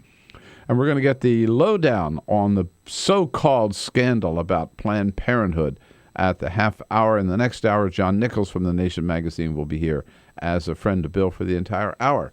But first, Peter. This is the Full Court Press. Yes, indeed. Just a couple of other stories making news. Yesterday, I told you about how Netflix had amended their maternity and paternity leave rules. Microsoft yesterday followed suit. They announced that they had some new rules. It's not quite as broad as Netflix, but Microsoft released a statement saying that they are now going to offer 12 weeks of fully paid parental leave to their employees who are welcoming new children. That, of course, applies to mothers and fathers. They said that they already provided 8 weeks of maternity leave. You're receiving pay, and they're adding more on top of that. So I love it that these companies are trying to outdo each other in terms of parental leave, and some of them minimum wage. And on good issues. Yeah, it's exactly. nice for a change. We go to Rome, Georgia, where a man by the name of Cedric Jackson bought a lottery go to Rome, ticket. Italy. Yeah, well, Rome, Georgia is a little closer to home. But Cedric Jackson bought a lottery ticket, and he lost it. He threw it away on accident before he ever found out if he won. And then he found out that he won. He had won $10,000. So you know what he did? He went into the convenience store trash and dug through until he found his lottery ticket. He found the winning ticket. He won $10,000 by dumpster diving. Good for him. Congratulations, Cedric Jackson. It's nice he remembered where he threw it away. Yeah, right? Yeah. And a very interesting interview in Esquire magazine with Rolling Stones guitar player Keith Richards. Turns out he is not a very big fan of the Beatles. He talked about the Beatles and said that there aren't a lot of roots in their music, and he flat out called Sgt. Pepper's, quote, a mishmash of rubbish when he talked about the album. I don't disagree with him, by the way, but he's taking a lot of flack. What do you look at me like that for? I love Sgt. Pepper. Do you really? That's a terrible album. Really? It's like Sesame Street music. But Keith Richards is taking a lot of grief for this now because, he's starting. Well, he's not known for being a jolly, happy-go-lucky guy. Yeah, right. Exactly. Indeed. What can we expect tonight on the big stage out in Cleveland? Brendan James is a media reporter for International Business Times. Joining us on our news line this morning. Hello, Brendan. Good to talk to you. Hi there, Bill. How are you doing? We're doing good, thank you. Good. Before we get to tonight in Cleveland, I read your piece about BuzzFeed and Bobby Jindal. So after reading it, I went and watched this video. So just so that all of our viewers and our listeners know, BuzzFeed has started this practice, I guess, of trying to do almost like comic videos with the presidential candidates, at least those who will play along. Yep. This one with Bobby Jindal is not the first one, correct? That's correct. The first one was, I believe, last month, Ted Cruz. The Homer Simpson stuff, right? Exactly. Ted Cruz did Simpsons impersonations because he's a fan of that show, and I think they knew that. And, the brief little, cute clip that was then followed up with Carly Fiorina later that month doing a quite sort of vintage BuzzFeed video about, what if men were spoken to the way women are spoken to in the workplace, kind of, again, bringing out Carly's personality and making her seem relatable and kind of plugging her into the kind of internet culture that BuzzFeed traffics in. And then the Jindal one was just yesterday, or rather just Tuesday night. Tuesday, yeah. Yeah. Tuesday, after I saw Bobby Jindal in New Hampshire Monday, and then he went down to New York, I guess, and as part of his trip to New York, he went by the BuzzFeed studios, and he does this video where they have BuzzFeed employees wearing T-shirts with different issues, let's say, or that Jindal has talked about. Yep. And then they compete with him in doing push-ups. Yeah. It's weird. Again, it's certainly. I mean, I talked to Ben Smith, who's the editor-in-chief, and I said, these have gotten more elaborate. These videos. The Cruise one was him against a white background. He rattled off. Yeah. That was that. The Fiorina one clearly was more scripted, and there were BuzzFeed staffers acting with her. And then this Jindal one, as you point out, the premise is that he's proving his strength against his political arch enemies, such as Obamacare, taxes, and then some other stuff. And as you say, there are BuzzFeed staffers or actors wearing T-shirts that say Obamacare and taxes, and he crushes them, with his push-up endurance. And then, just to be fair, at the end he doesn't win because the anthropomorphized version of his State of the Union response, which was something that plagued him politically because it wasn't terribly impressive with lots of people, that beats him in the push-up contest. So, but again, it's showing he can laugh at himself, et cetera, et cetera. And Ben Smith said, that it's just a goofy thing that BuzzFeed likes to do. I sort of brought up, whether these could be perceived as, aid to the campaigns of these candidates. They're spending a lot of money, trying to get media exposure, and this is a free chance for them, and quite a well slickly produced chance, to appear relatable to a really coveted audience, that is to say young people roaming the internet. And I had a couple people, respond to the story. A Fox News contributor said, if I were a candidate, I wouldn't even produce my own ads. I would just get BuzzFeed or IJ Review, which is another site to do it. They do it for free. And Ben didn't agree, and we had a conversation, which is basically what my piece is. But I think it's an interesting phenomenon that you wouldn't have seen a couple of years ago, certainly not in the so-called legacy media. Yeah, and it's hard to imagine any other media outlet that I know of, anyhow, doing anything like this. It's hard to imagine some candidates even agreeing to do it. Peter, do we have a link up on our website to this? Yeah, we tweeted it out. We tweeted out the link to Brendan's piece where you could see the whole thing. So that people, our viewers and listeners can watch the entire thing. So some of these have actually had an opposite effect on me, right? Like when I saw how big of a fan that Ted Cruz was of The Simpsons, it made me question my lifelong fandom of The Simpsons, because I'm like, there's no way that we can both like something this much. I'm going to try to be. I'm an objective reporter, just doing my job here, but I will just slightly editorialize and say that I did not think his impersonations were the top shelf. Thank you. Thank you. Thank you, Brett. I agree. No, we played them. We played them a couple of weeks ago and laughed at them. Terrible. Right. But I'm going to come back to Bobby Jindal. I'll tell you two things. First of all, I think Bobby Jindal was crazy for doing this. But two things I have to say that impressed me is, number one, he does some mean push-ups. I mean, he's in better shape than he looks, to tell the truth. Sure. A lot more push-ups than I could do. And the second thing is, he doesn't take off his necktie. He does his push-ups in his dress shirt and freaking necktie. I mean, come on. If you want to relate to young people, take your clothes off. I wonder, though, if he did look in his element, and I have to question whether or not that's just his morning routine, is a bunch of staffers from his office come in wearing T-shirts that say Obamacare, and he just does push-ups in front of them, and that's actually totally normal, and he was ready for this. So. I don't know. It was pretty strange. All right, so I want to ask you the question Peter asked me at the top of the hour. Are you gonna do your marathon TV watching tonight and watch both debates? I it's my job, and there you go. And I treasure the opportunity to do so. Yes. No, don't lie to us now. Well, you're going to watch. Now you're making me look bad because I said I wasn't going to. Yeah, I'm just trying to make Peter look unprofessional. Yeah, right. Well, that's not hard. So the first debate is an hour or two. Are both debates 2 hours long? Do you know? I thought so. Yeah. Well, yeah, and oh man, Have to stretch the baby debate for 2 hours? Whoa. Well, what's interesting with the first one is not to run off course, but the first one is it was originally going to, I believe, limit the amount of candidates allowed on the baby debate stage, but they just kind of gave up on that near the end. They said that because candidates like Santorum were complaining of the rules, right? Period. I mean, even the larger debate, he thought it was arbitrary.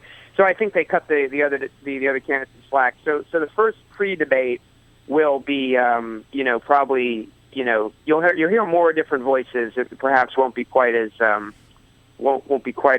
much of a marathon of the same guys talking over and over again. Yeah.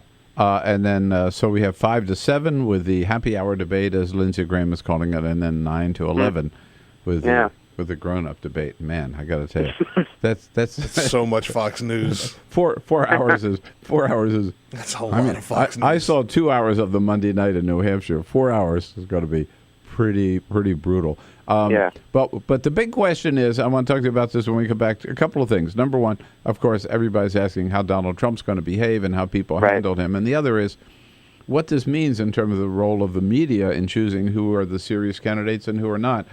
Brenda James, our guest with International Business Times, their media reporter. You can join the conversation at 866-55-PRESS. We'll take a quick break. We'll be right back with Brenda James. This is the Bill Press Show.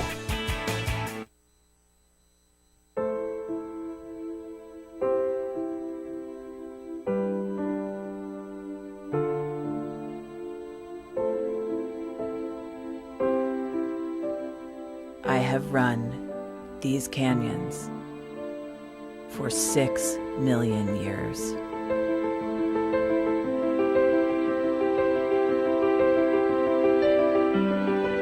I have traveled from the Rocky Mountains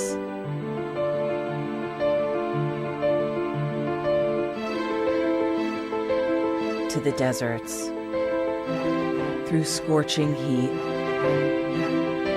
and freezing cold, from the land of the dinosaurs to fields of food.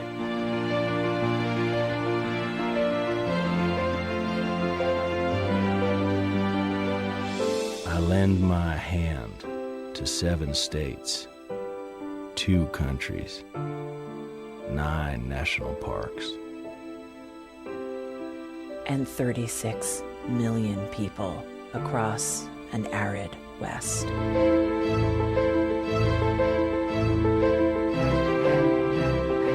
I am not the strongest or the largest, but I am the hardest working.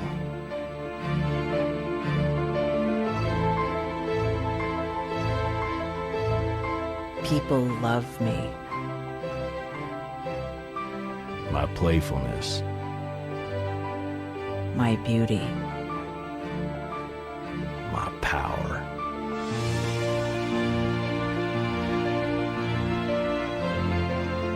My life.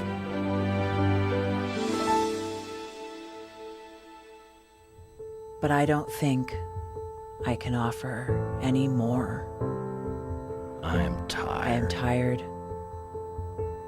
tapped, and tied.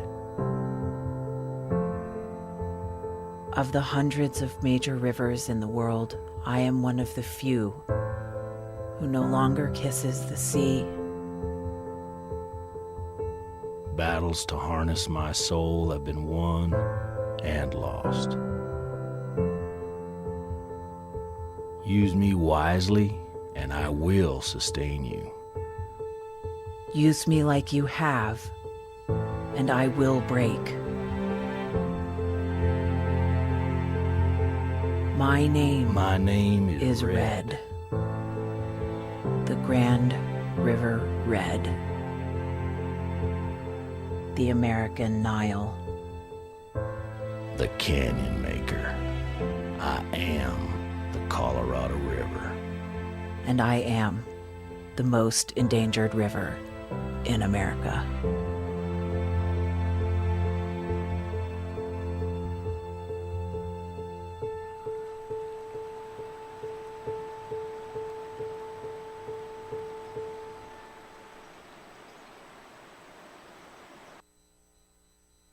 So, I'm kind of new here, but I've noticed a trend. My human does this funny thing where she goes around and gets all my toys, and then she hides them in that basket by the door. But it's always the same basket, and it's always in the same place. And then she acts so surprised when I find them, but, she's putting them in the same basket. Again. It's like, hello? That's where you put it last time. You were the worst at hide and go seek.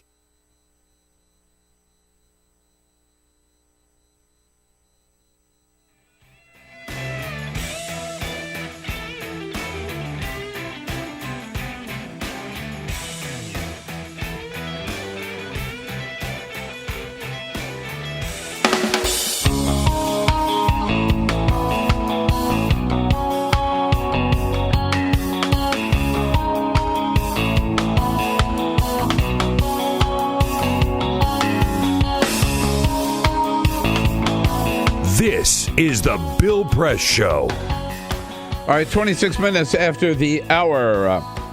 Emily Crockett from RH Reality Check. A great website I just discovered. Going to tell us about the Planned Parenthood pseudo-scandal, I would call it. Coming up at the half hour right now. We're talking with Brendan James. Brendan James, media reporter for International Business Times. You can call me whatever you like, Bill. Yeah. Just don't call me late for dinner. All right. Hey, so, Brendan, tonight, Donald Trump, you're Jeb Bush. What do? Do you attack him first, or do you wait for him to attack you? That's the question I'm sure that Jeb Bush and his strategists have been running, for weeks now. I wrote a piece about this. I talked to some GOP strategists, some political consultants, and one point, exactly that point that I thought was persuasive, that one of them told me, was that you have to look at the risk and reward, factor for each of these candidates. For someone like Jeb Bush to try and tangle with Trump, whether he's called out by Trump or whether he wants to preempt something, the reward could be high, but the risk could also be very high. He could just stumble. Trump could probably insult him or rip him to shreds. And it would be and there it goes. He's got to spend weeks now kind of recovering from a clip played, 12-second clip, looped on every channel of him getting owned, which is not what he wants. And it's for Walker or Bush, that just I'm persuaded, or at least what I'm told is that's not a wise strategy. Best to just float above it, maybe brush criticisms off indirectly, but really just don't even make eye contact. Just kind of stick with your big bank account you've got, and let Trump marginalize and stunt the growth of all these other smaller candidates. So that you both look like you're sort of above it, and you don't get your hands dirty. Whereas candidates like, he's not going to be in the debate, but before we knew that, this one analyst. I got to interrupt you right there. I totally agree with you. I think that is the right strategy. We'll be watching tonight. Hey, Brendan, thanks for joining us. All right. For Talk sure. again soon. Bill Press Show.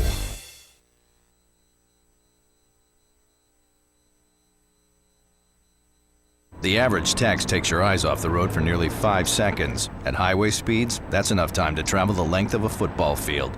Stop the texts. Stop the wrecks. Before now, it's been difficult for criminals like us to know which states have loose gun laws. How would a criminal like me know which states permit me to carry loaded guns in their amusement parks, golf courses, or beaches? I have some violent friends. We all wear leather jackets and scream at women. And we want to find out which states we can buy and sell guns easily. CrimAdvisor.com. That's the site to find out where it's easiest for felons and fugitives to buy, carry, and even traffic guns. That's why I love Arizona, where I can go see the beautiful Grand Canyon and carry a loaded gun without even having to get a background check. You would fail that background check. I'm sure of it. Now, what about a road trip?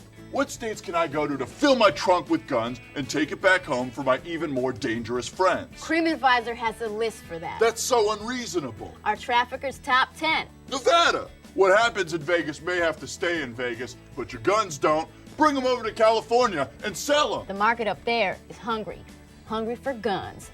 I understand that crimadvisor.com will tell me which states really cater to us criminals and creeps, but what about the states where we're not so welcome? The ones that don't get us? I don't even like saying the name of these states, but California, Connecticut, Maryland, and New York all have laws to keep guns out of the hands of people like us. I want to shoot California so bad. Boo, California! Boo, go home. Wow, crimadvisor.com has all this information? Sure does. crimadvisor.com. Plan your perfect getaway. Oh, like TripAdvisor. Oh.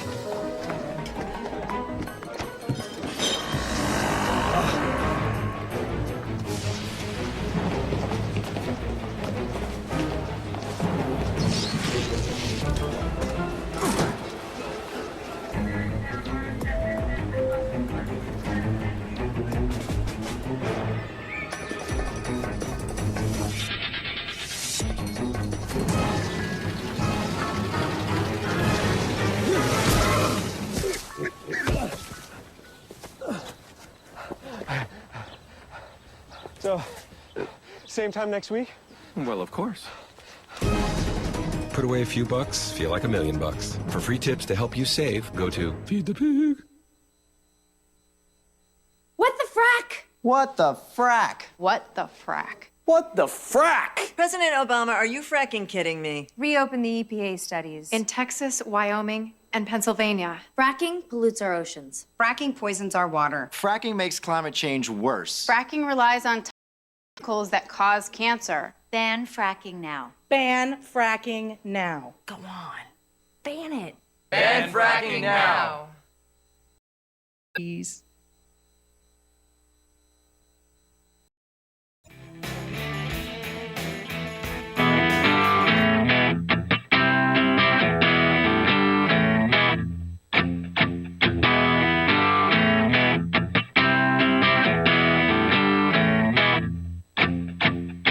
Hi, this is Congressman Dan Kildee. Bill, congratulations on 10 great years on the air.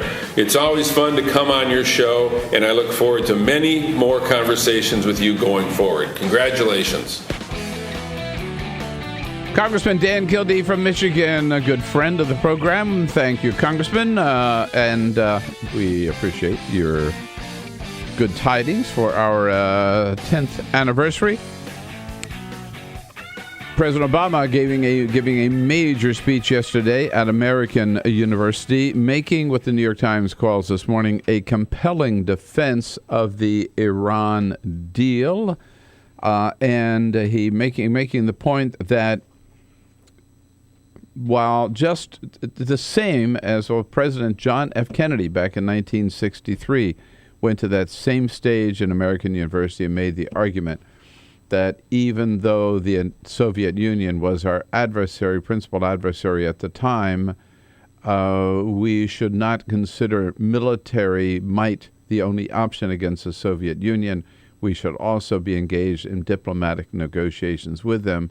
President Obama making that very same argument about Iran, that even though Iran is no friend of ours, we should not consider war against Iran as the only option, but should definitely consider and be willing to pursue diplomatic negotiations with them, namely the Iran nuclear deal reached by the United States and our 5 international partners in Geneva that is now before the Congress. A very powerful speech yesterday, and the president saying that it was very interesting that those who oppose the Iran nuclear deal are the very same people who supported going to war against Iraq 14 years ago. They were wrong then, and they are wrong today.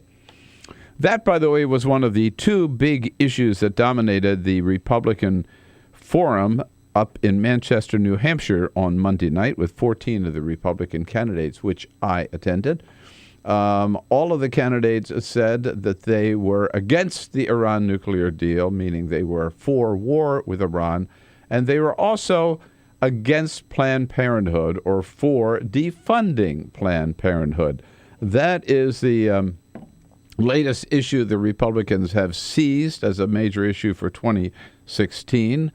I got to tell you, if you want to know what this whole flap is all about, or this phony scandal is all about with Planned Parenthood, I don't think you can do any better than go to RH Reality Check. Great website, great investigative reporting, and they've been all over this issue. Emily Crockett is the federal policy reporter for RH Reality Check and joins us in our studio. Hello, Emily. Nice to see you. Hi, Bill. Great to be here.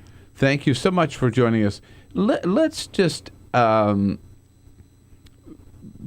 this attack on Planned Parenthood is based on some video clips that were released. Okay. Yes, it was.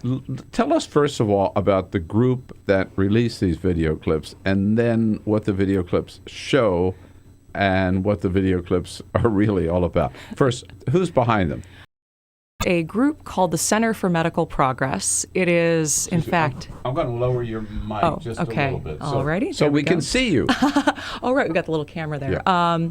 So it's called the Center for Medical Progress. It is essentially a front group for a bunch of anti-choice activists who were with a group called Live Action, or affiliated with a group like that. You may be familiar with them from their sort of prostitute undercover sting videos. Well, not the prostitute, but the underage.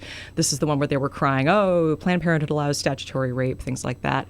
Don't they also have connections with Operation Rescue? Yes, with Operation Rescue. Back in the Rescue. Randall Terry and the violence at abortion clinics and the murder of the one abortion doctor and. Yeah. Exactly. Yeah. One of their board members is actually on Operation Rescue as well. And Operation Rescue was one of the heads of Operation Rescue had the shooter of George Tiller had that person's number on his. All right. So the Center for Medical Progress, right? And they went into Planned Parenthood offices out in Pasadena, California, and said that they were represented.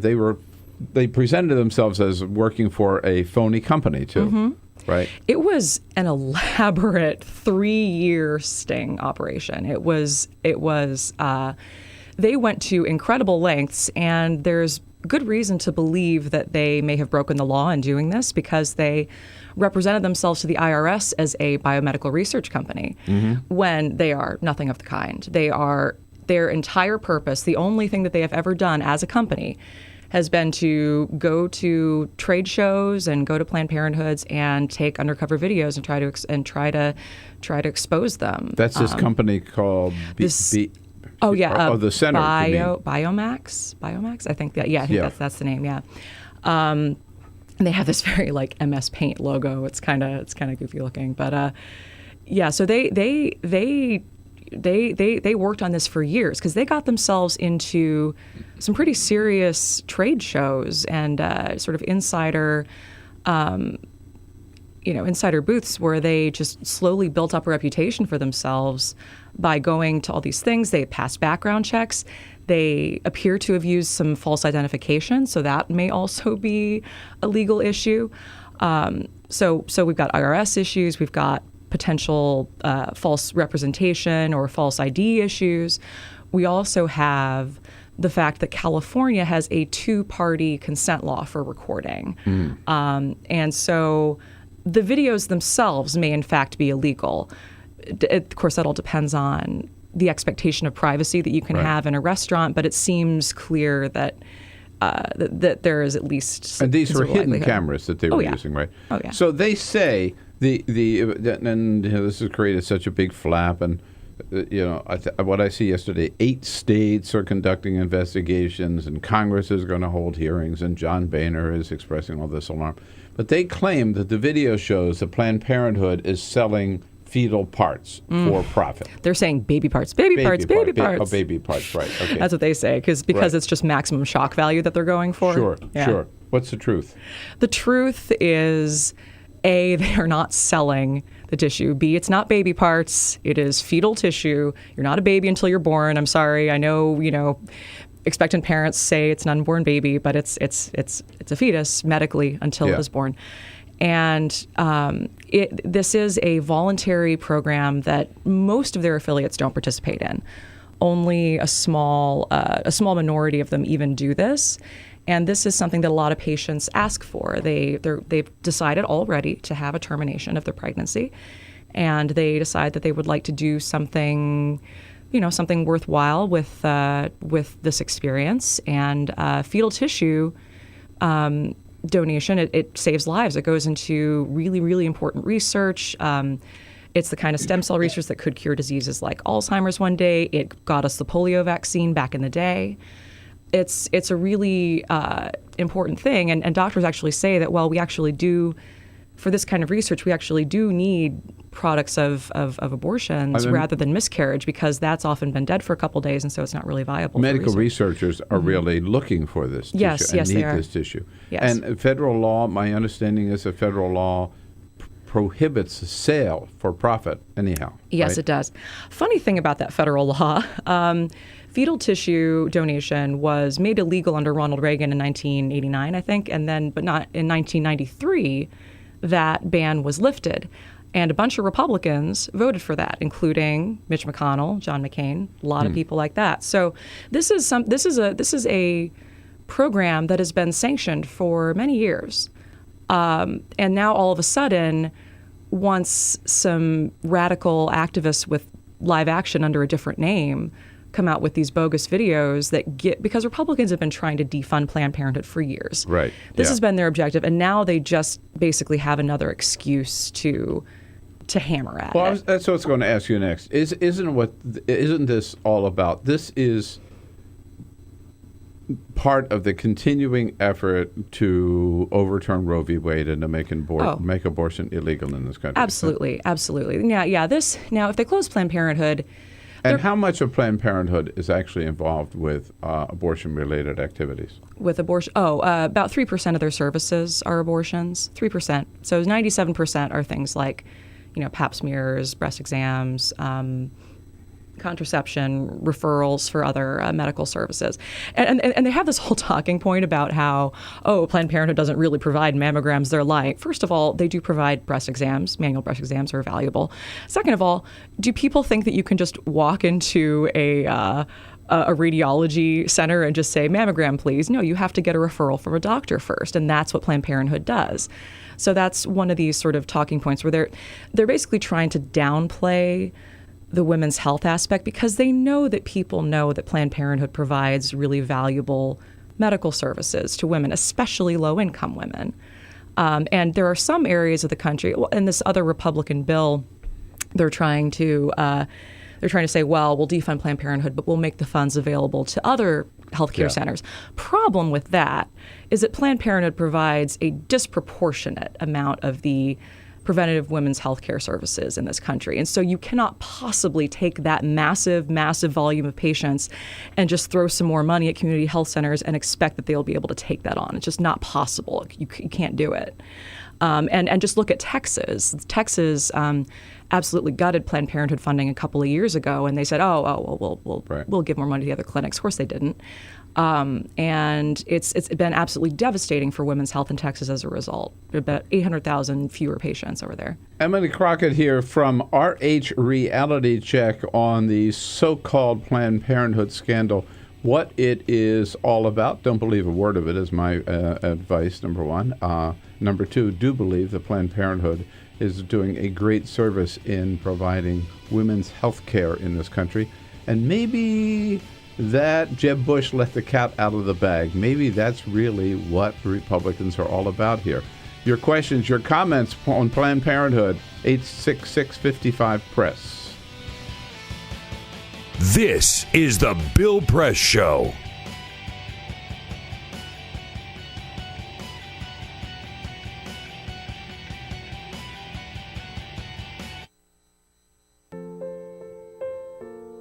This is why you took a second job.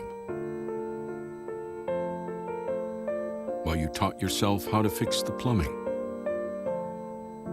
While you'll do whatever it takes to keep your home. And that is why we want to help. We are making home affordable, a free government resource that can make paying the mortgage easier. Call 888-995-HOPE today.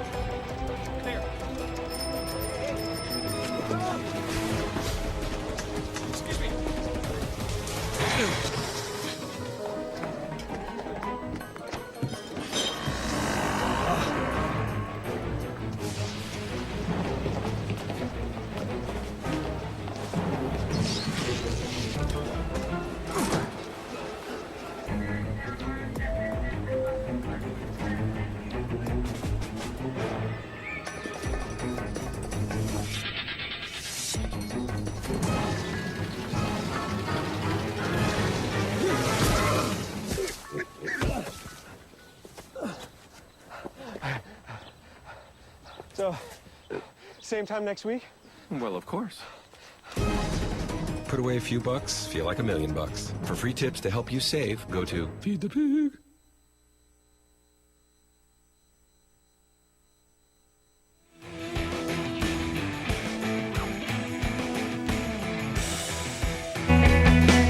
This is the Bill Press Show.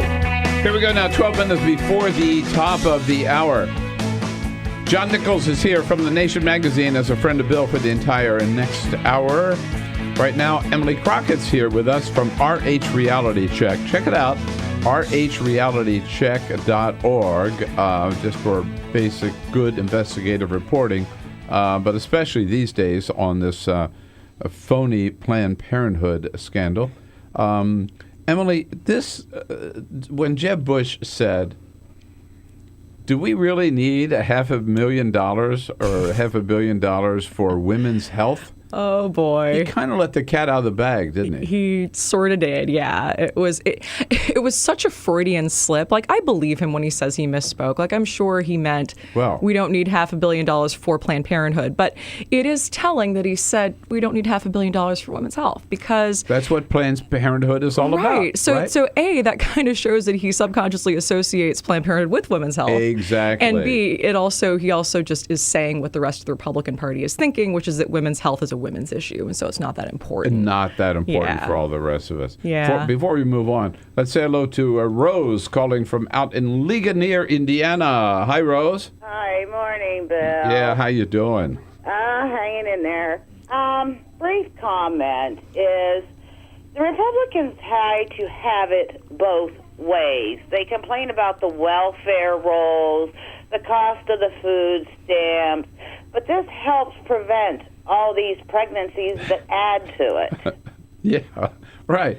No, that's exactly. Yeah. They do try to have it both ways. It's the hypocrites in many different facets of their so-called policies, particularly when it comes to women's health.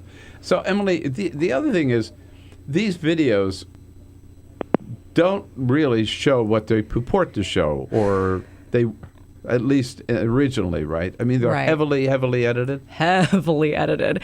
And when you look at it, you see the timestamp just jump and jump and jump, and sometimes they don't even really? include the timestamp. I mean, of course, they have hours and hours of video that they've edited down to 8 or 10 or 12 minutes.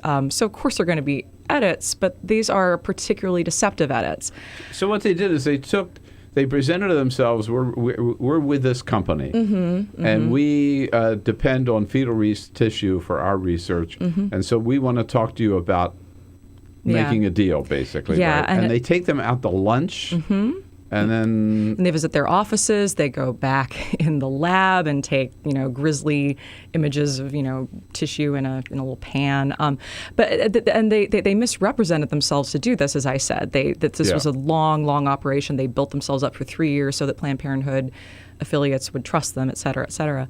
But what they did is, they had these hours-long conversations. But what ended up in the final video was just the most damning sounding stuff. But they left out things like the providers or the doctors or the employees saying, oh, well, no, but the point is not to profit. No, we don't profit off of fetal tissue. No, we have to, if we change the procedure, we still have to keep the patient's safety in mind. We can't change anything that would make it longer or that would endanger the patient any further. There are all of these very specific things that they say about how they don't violate the law. And, not that that's proof that they don't violate the law, but neither is the stuff they have in the video. Right. So Nothing in the video constitutes proof at all. It's all innuendo. It's all just stuff that kind of sounds bad, and it's stuff that sounds icky because it's sort of doctors being clinical. But the other thing I learned from your site is that this video was made over a year, and these politicians on Capitol Hill knew about it months ago. And so why did it just come out last week? I don't know. Maybe because the debates are coming up. That's pretty much it. It's. I mean, if they were so outraged by this, right? Yeah. What they're charging, right? Yeah. They wouldn't have sat on it for a year. Oh, I'm sure it just took them a year to make all the deceptive edits. But no, it's and absolutely. These politicians, I think you're right. The timing they saw. Let's hold this until we can really make a big deal of it. Which is why, again, I was surprised that Monday night in New Hampshire, almost every one of the candidates was asked this question, right? And of course, they all said the same thing. And then it was last week. John Boehner's asked about it. Mitch McConnell's asked about it. At the timing, as well as the video, is very, very suspicious. It's incredibly suspicious. Yeah. But I think Planned Parenthood will, as you point out, defunding Planned Parenthood is not a new a tactic for these people. Absolutely right? not. They tried it before and they failed, and they're going to fail this time again. Hey, Emily, it's so great to meet you. Nice to see you. Thanks for coming in. Check out the website. Seriously, folks, great website. rhrealitycheck.org. Great investigative reporting, which we don't see enough of these days. I'll be right back and tell you what's on the president's schedule today. This is the Bill Press Show.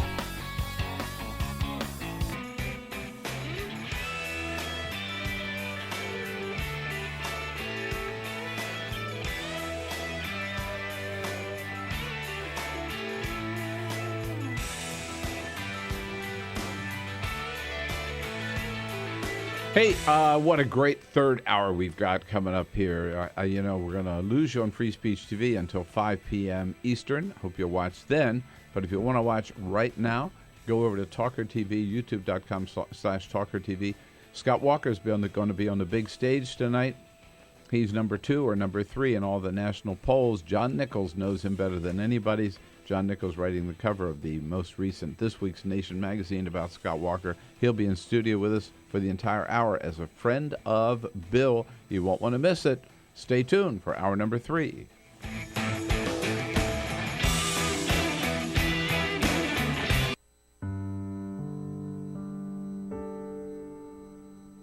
A few years ago, plastic bag waste in our city came to a tipping point. It was clear we had a bag problem. My department was tasked to reduce plastic bag consumption. We needed to come up with ways to change human behavior. So we asked ourselves, would you like a bag? What do people really hate? Yep. Getting punched in the stomach. Preliminary studies showed that the consequences weren't severe enough to warrant behavioral change. Actually, can I get that double bagged? So we thought, what do people hate more than getting punched in the stomach? Kissing Helga. Hey, big boy. People didn't find her so offensive after all, so we had to get creative. How many bags? Okay, now, pour this ice water down your pants. We tried everything.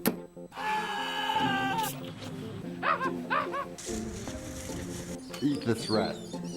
Defuse this bomb. Even fighting your clone. After blowing through millions of dollars of government funds on research, I came up with a brilliant idea. Why don't we just charge 5 cents per bag? That's a stupid idea. Would you like a bag? Yes. 5 cents a bag. 5 cents? 5 cents? Do I still have the option of getting punched? Honestly, I don't know how everyone else missed it. Why don't you just get a reusable bag?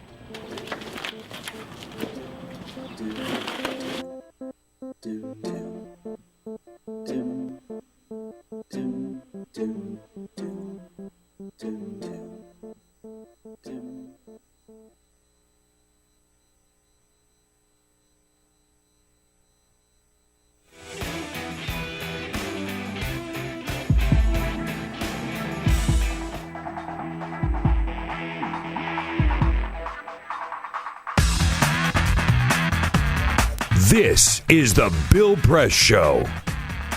All right, John Nichols here from The Nation magazine. Cover on this week's Nation all about Scott Walker. John Nichols will tell us who he really is and what we can expect. Nobody knows him better. President Obama today, he has not a lot on his schedule, but the one very, very important thing, he's going to be holding a conference call this afternoon with people all over the country about the Voting Rights Act on this 50th anniversary of its signing by President Lyndon Johnson.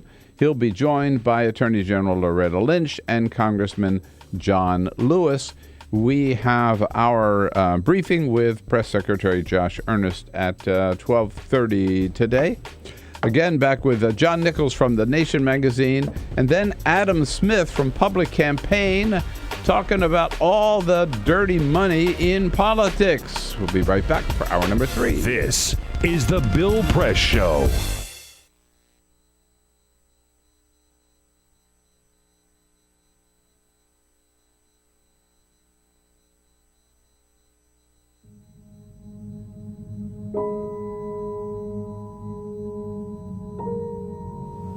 The hardest moments for me is when I'm laying awake in the middle of the night and I'm thinking about all the times I made a pitcher of Kool-Aid with the water, or I boiled a pot of corn or potatoes with the water.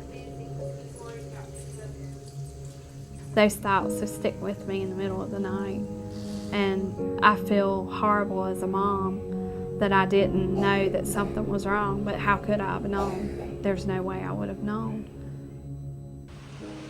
The spill at Dan River happened when a drainage pipe that ran underneath an ash basin and dam collapsed, sucking out 6 decades of waste and spewing gunk directly into the river.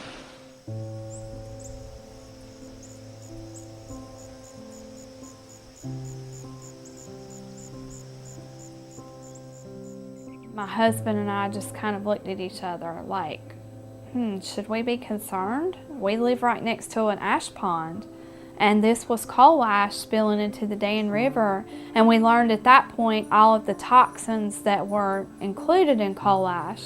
A situation like Dan River, where there was a catastrophic disaster, gets people's attention, but the fact is that these coal ash pits have been leaking and poisoning people's groundwater and the state's surface waters for decades.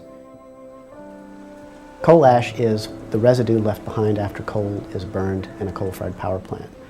A large coal-fired power plant can burn 10 million tons of coal a year. When the organic matter in the coal is burned away, what's left behind are these trace minerals, things like arsenic, lead, mercury, selenium, and chromium. And these are highly concentrated. The coal ash can have concentrations of these contaminants that are 10 to 100 times greater than the level in the coals themselves. Coal ash pond number 1 is right behind my house, literally pretty much in my backyard. We were approached by a neighbor who was wanting to have their well tested, and we decided that maybe we should have ours tested as well. They found hexavalent chromium at 4.5 parts per billion. So in talking to the residents, we have discovered anecdotal evidence of an extraordinary number of cancers for this fairly small community. Some of us in the community got together. We started kind of talking about all the cancer that we've seen in some of our family friends in this community. I think we had somewhere in the neighborhood of around 70 names. So we had some help from our river keepers putting a map together. And it was a little shocking to see it. You know, I still have a hard time looking at it. Technically, EPA has not regulated coal ash as a hazardous waste, but it is undeniable that coal ash contains many, many hazardous substances that are hazardous, in fact, to people and the environment. And the only reason they have not been regulated as such is because of intense lobbying efforts by the coal industry and its allies. A lot of these chemicals are simple elements, but when you find them at the levels that they exist in around coal ash ponds, then you're starting to talk about cancer, brain tumors, you're talking about birth defects, developmental problems, neurotoxicity.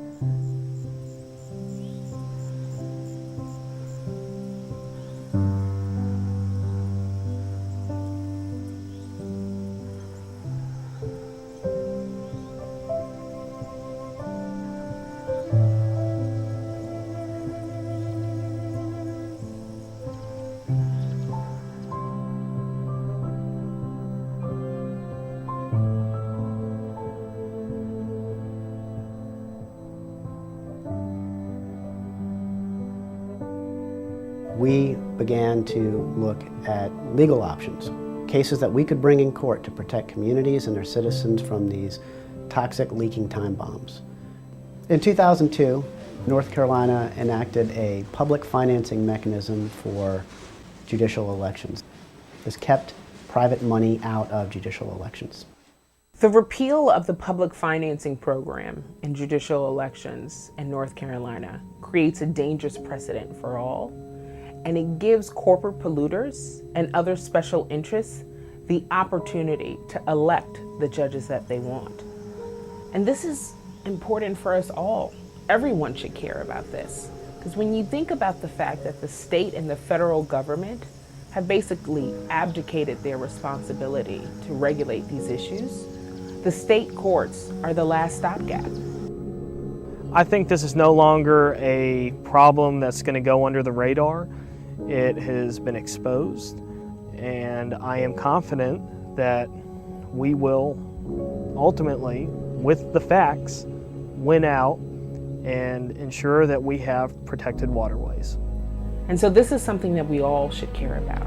If we're worried about the water we drink and the air we breathe, we have to be concerned about money in judicial elections.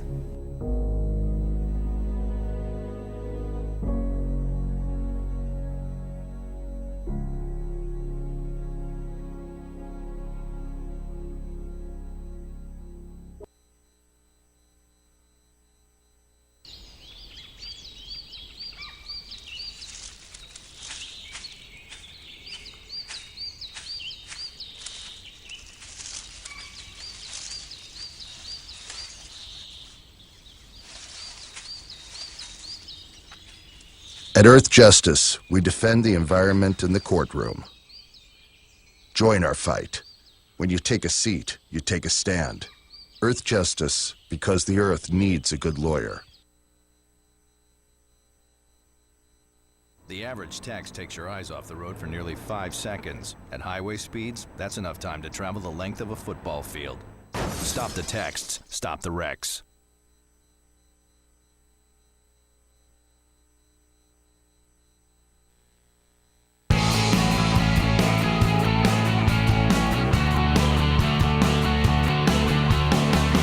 Broadcasting around the nation, on your radio, on your TV, and online. This is the Bill Press Show. Game day. Yeah, here it is. We've been waiting for the Big Ten taking the stage in Cleveland tonight for the first GOP debate of the season. Of course, there's the baby debate ahead of time for the 7 who didn't make it to the big stage. We'll be watching and talking about it. Hello, everybody. What do you say? Thursday, August 6th. So good to see you today. Thank you for joining us. The Bill Press Show booming out to you all across this great land of ours, coast to coast, every corner of the United States. We are there with you on your local progressive talk radio station, on one of either two great radio apps, either the TuneIn app or iHeartRadio. They're both free. Download them and follow us on the radio wherever you go. And we're also there with you on Free Speech TV, looking at you. Coast to coast, and so glad to have you join us today. And also so happy to welcome, to help us get through this hour, our good friend. We tell him anytime he's in Washington, D.C., you're welcome in studio, and he's back. John Nichols, Washington correspondent for The Nation magazine, sometimes found in Madison, Wisconsin, but here today. Hello, John. Great to see you. It is a pleasure. I feel like I'm home. Yeah. Well, good. That's the way we want you to feel. After all, you're part of the team led by Peter Ogburn. Hello, Peter. Hello, Bill. Elisa Murphy, she's off for a couple of days. So is Jamie Benson. It's tough. It's summer. What the hell is going on? It's summer. It's tough holding people in Washington. Anybody with any sense is out of Washington in the summer, which means you're here. Yeah. Well, as you know, Bill, now we have a redefinition of team from our friends at the Republican Party. If you poll well enough, you get to be in one part of the team. If you don't poll well enough, you're at the kids' table. That's right. Well, anyways, Jamie Benson also off. Ray Rogers here, taking your calls today at 866-55-PRESS. And Cyprian Balding is here as our videographer back from his extended European vacation. So, John, this political season is so much fun for people like you and me. Oh, yeah. And there have been a lot of strange things that we've learned that have popped up. One of the strangest, yesterday we heard that just before Donald Trump announced for president, he got a phone call from former President Bill Clinton calling him with advice. I'm sure it was. I'm not even sure. I mean, I'd love to have the tape of that conversation for so many reasons. And the truth of the matter is, I think people try to portray Trump as dumb. They really do. And I think that's ridiculous. He is not a dumb man. No. He's actually proving to be smarter about media than anybody else running for president. But if one does wonder whether there was perhaps a little bit of play there on the part of former President Clinton. Oh, you bet. Well, because former President Clinton, if you'll recall, I mean, I'm sure he's intrigued by Trump running in the Republican primaries, but if you recall Mr. Clinton's story, there was a wealthy man who decided that he couldn't stand either party and decided to run as an independent back in 92 and 96. And I always remind people, because I think we lose sight of Clinton on this, Clinton never got 50% of the vote. Right. He didn't get 50% in 92 or 96. Clinton is president because of Mr. Perot. Perot. Or at least it was a big part of it. Yeah, right. And so I think that when he was calling Trump, one suspects that he had a little memory of that in his head. So Bill Clinton, but also Bill Clinton is known for just making kind of random telephone calls. We don't have a tape of his call to Donald Trump. But we do have a tape of another call that he made about 15 years ago. Hi, Bill. It's Bill Clinton. I was just in town, and I called to say hello and to say thanks for all the great work you did on Crossfire. I don't know what we'd have done without you, and I just wanted you to know I was thinking about you. Thanks. Is that off your answer machine? I found that machine when I got home one day. He was former president. He's driving around Washington. But this is why you should have had a cell phone then, because then you could have taken the call, right? And you probably would still be on with them today. You're right. Yeah, still talking. Also, speaking about former presidents, John, I have to give you one. So this is a historic day. President Obama is going to be celebrating today the signing of the Voting Rights Act by Lyndon Johnson, one of the most important pieces of legislation ever, one of the great achievements of President Lyndon Johnson he doesn't get enough credit for. And, of course, now being undercut by the Supreme Court, by this Congress, by Republican governors, and President Obama is going to be speaking about that today. But there's, thanks to Bryan Cranston and others, there's a new focus on Lyndon Johnson these days as being a much better president that he's going to gets credit for. And also, what a human being, what a study in human character. Lyndon Johnson, famous for many things, including, as you probably know, the way he personally got involved in ordering his own clothing, particularly his pants. Here is one of our favorite clips. LBJ calling his tailor to order a new pair of pants. Joe, is your father the one that makes clothes? Yes, sir. We're all together. You all made me some real lightweight slacks that he just made up on his own, sent to me 3 or 4 months ago. It's a kind of a light brown and a light green, rather soft green and soft brown. And they're real lightweight. Now, I need about 6 pairs for summer wear. Yes, sir. I want a couple, maybe 3 of the light brown, kind of a almost powder color, like powder on a lady's face. Then there was some green, and then maybe some other light pair. If you had a blue in that or black, I'd have 1 blue and 1 black. I need about 6 pairs to wear around in the evening when I come in from work. Now, the pockets, when you sit down in a chair, the knife and your money comes out, so I needed at least another inch in the pockets. Yeah. Another thing, the crotch down where your nuts hang is always a little too tight.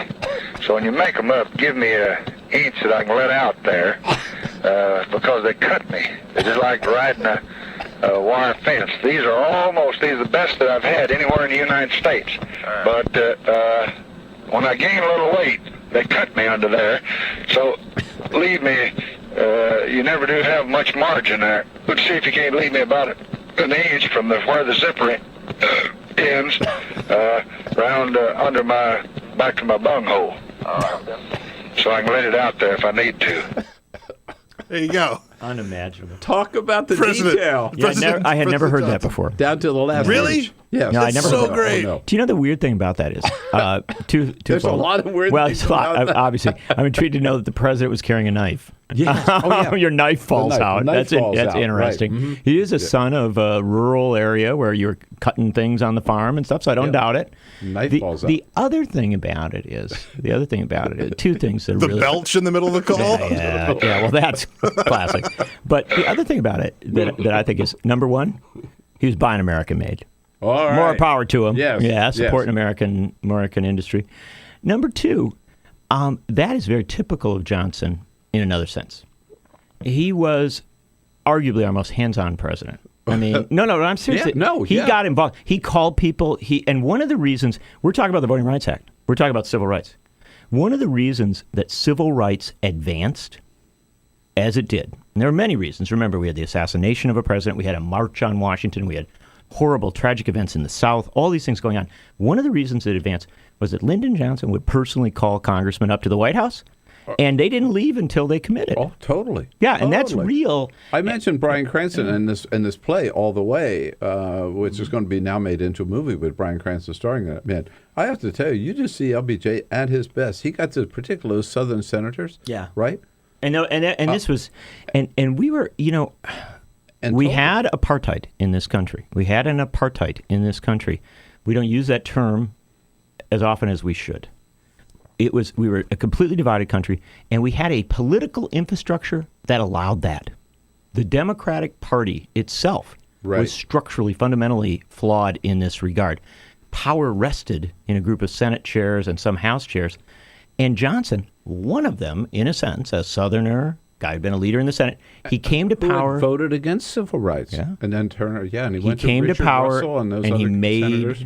fundamental change. Yep. The other great story of Johnson was, and we go on about forever about it, but I think on this day, as we speak of voting rights, civil rights, and also the parallel struggle that A. Philip Randolph and Dr. King talked about, that you must have the right, the civic rights, the civil rights. You also have the economic rights. Yep. There's a great story from Sergeant Shriver when he was in the White House, and it was after the death of President Kennedy.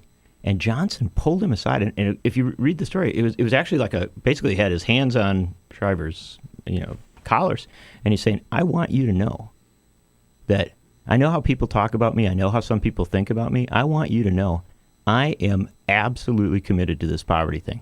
I want you to go out there and we're going to make a war on poverty." And it's a very powerful image of the guy. So worthy of memory today, and I would be remiss if I did not mention that my friend Ari Berman from The Nation has a great new book coming out today on the struggle for the Voting Rights Act. I believe it's titled Give Us the Vote.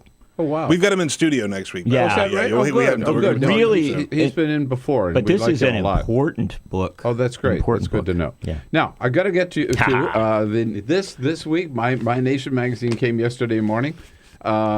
This week, the cover is a very funny caricature of Scott Walker, and the headline: "Get ready for Scott Walker" by none other than John Nichols. What should we be? I have to tell you, Monday night I was in New Hampshire for the GOP forum. First time I'd seen Scott Walker. Were you up appearing? close. Yeah. You weren't moderating. Though. No, I wasn't Okay, moderating. just checking. I was in the audience. I was not impressed. He didn't stand out in any way whatsoever. No. And I'm thinking, so tell us about what's Scott Walker all about. He never does stand out. You know what I mean? It's even at his very best, even when he gives a speech where all of his, sort of like amen corner says, "Wow, that was the most amazing speech ever."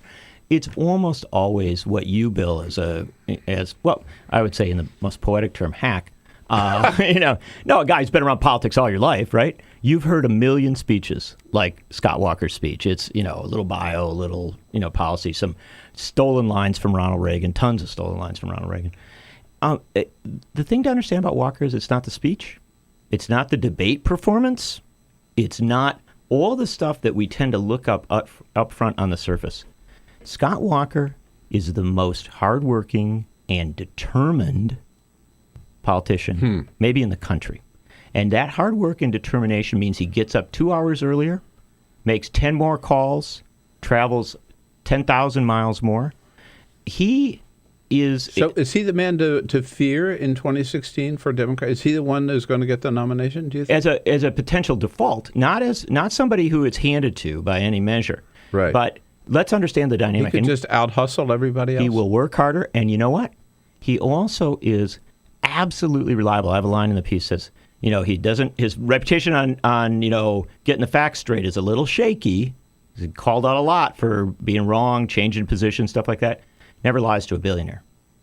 And so his ability to raise money, massive amounts of money, and his ability to keep their confidence by really returning on their investment means that he'll be in this game to the end. And the reason I think it's important to understand this is, number one, I don't think Donald Trump is going to be the Republican nominee for President of the United States. But I do think that Donald Trump has the ability, and you'll see some of it tonight, to, if he's going off the cliff, not going to be president, to grab a couple people and take them away. Really? Yeah, I think he can ruin other candidacies, right? Now, and if he doesn't ruin Walker, for instance, it could well be that you clear Bush away, maybe Rubio away, and then you got Walker coming through. Now, his whole message, which he repeated 2 or 3 times in Monday night in New Hampshire, was, if it works in Wisconsin, if I can do it in a blue state like Wisconsin, then I can do it nationwide. It's absolutely, it's an absurd statement, right? You've heard him. I mean, yes, 1,000 times. I was at his announcement. In fact, to be honest, I've known Scott Walker for a very long time. At his announcement, we were waving and talking to each other. It's on a one-on-one level. It's not to rip on the guy or not or whatever people want to think. But I'm just going to tell you, nobody, not even a good, solid Republican in Wisconsin, with a straight face will tell you that everything Walker's done in Wisconsin has worked and that that's some sort of model for the country. Wisconsin trails its neighboring states in job growth. It trails the country in every major measure of economic vitality that you would care about. There, you can always find one that looks good, but overwhelmingly, compared to Minnesota, which is really the state in many ways we're the most similar to, we're dramatically behind on all the measures that you would care about. Beyond that, Wisconsin has, according to our legislative audit folks, a severe revenue shortfall. We already have had and are going to continue to have severe budget problems. The state is brutally divided. The Milwaukee Journal-Sentinel calls Scott Walker the most divisive politician in living memory of Wisconsin. Whoa. Now, I don't know how old you are, Bill, but Joe McCarthy was a U.S. Senator in 1957. So to call him the most divisive in living memory, that's pretty tough. And today in polling, only about 40% of Wisconsinites say they approve of Scott Walker. He loses badly in matchups with Hillary Clinton and other candidates. And so I think that if he's saying he's going to take nationally what he did in Wisconsin, that's not a promise, that's a threat. And not one that people should be comfortable about. In fact, the subtitle on the cover story by John Nichols in The Nation this week, get ready for Scott Walker, quote, then the subtitle, and the ruthless politics of Walkerism. And the one and only John Nichols here in studio. Good time for you to jump into the conversation. 866-55-PRESS, our toll-free number. We'll be right back. This is the Bill Press Show. This is my computer. This is your computer. Let's go on the internet. Let's go. Click it. Yes. Okay. I cursor in between the R and the E. Pressing down, I want you to just push the period. She's gonna love me all over again. That's it. Jamaica, here you come. Here we go. Good job. Thank you. Thank you. And I did it by myself. Feel smarter. So, I'm kind of new here, but I've noticed a trend. My human does this funny thing where she goes around and gets all my toys, and then she hides them in that basket by the door. But it's always the same basket, and it's always in the same place. And then she acts so surprised when I find them, but, she's putting them in the same basket. Again. It's like, hello? That's where you put it last time. You were the worst at hide and go seek.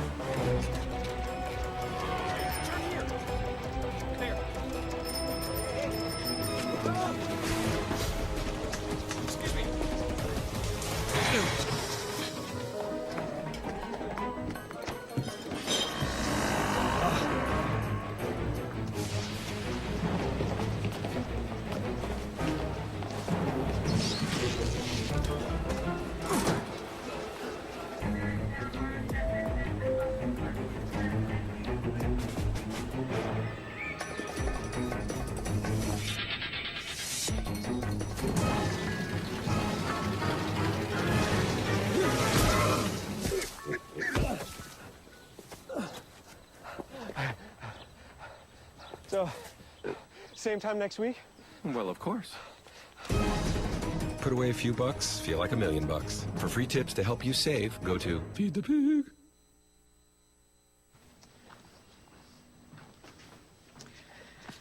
All right.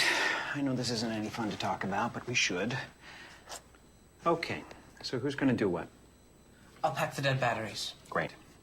I'll only put what I don't need into a duffel bag. Perfect. That's totally unhelpful. No problem. Meanwhile, I will try to comfort everyone by speaking in a calm voice. And I'll try to get the generator going without any gas. Oh, let's not forget the cell phones, which probably won't work. Right. And who is going to handle supplies? I can forget to do a list for us. Thanks, pal. Well, I think we couldn't be any less prepared. I'm proud of you guys. Talk to your kids about who to call, where to meet, what to pack. Visit ready.gov/kids for tips and information.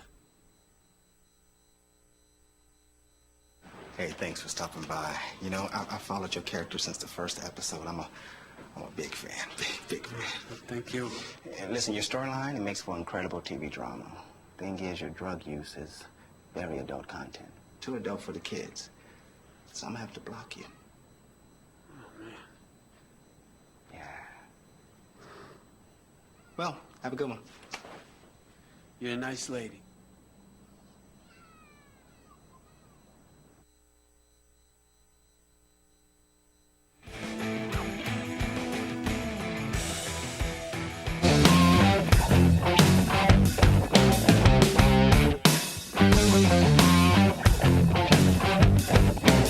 Hi, this is House Democratic Leader Nancy Pelosi.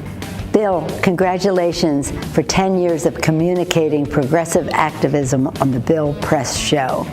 Best wishes for much continued success. How about that, Leader Pelosi chiming in this morning? We thank you, Madam Leader, and helping us celebrate our 10th anniversary. Can you believe it? It is amazing. We're almost, now the nation's 150 years old, so we still have a... But I will be here for your 150th anniversary show. But I just want I'm not sure I will. How did you get Nancy Pelosi to take that stand? Oh, a bold stand there. We asked Hillary, but she said she was going to wait until she got elected president to wish Bill a happy anniversary. But I understand that Hillary Clinton is sympathetic to and exploring many of the issues related to Bill Press. Now, we just have a minute before we take a break, and Adam Smith is going to join us to talk something you know a lot about, money and politics, unfortunately, in the next half hour. But Bernie Sanders. Yeah.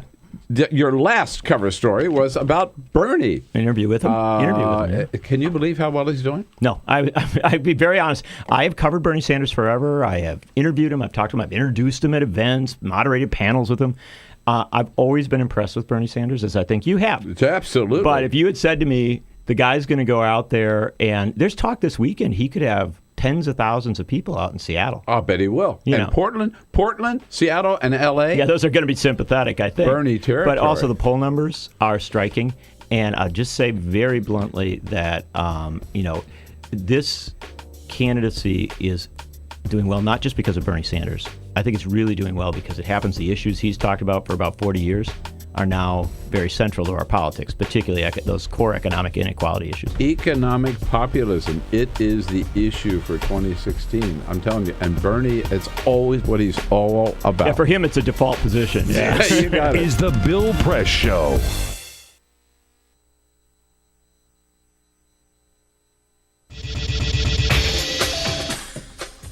Tune into Free Speech TV for Democracy Now!, a national, independent, award-winning news program bringing you people and perspectives rarely seen on corporate media.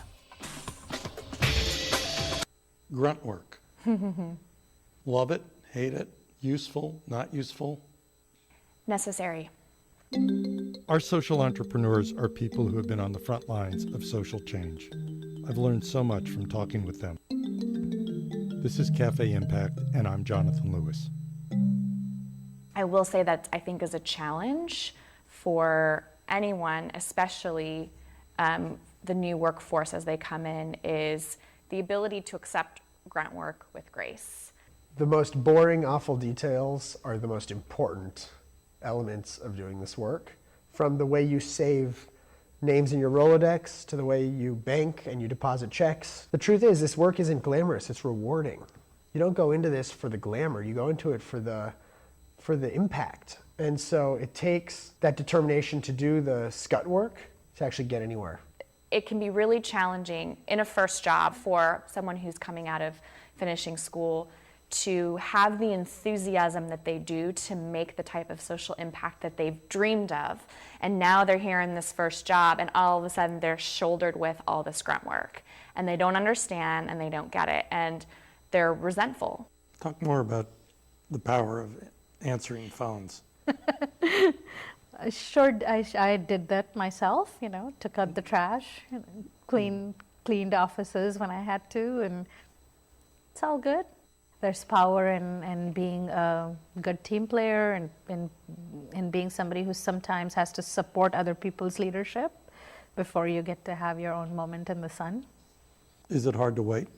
It is absolutely hard to wait, especially if you're an alpha female like I am. I think grunt work can help a new employee build trust internally and teach them the nuances of how an organization is run so that they can have a real good sense of what HR is doing, what finance is doing, what all of the other departments are, and that actually makes them a better employee in the long run. So in my role on a daily basis, I literally can be looking at a new venture in software.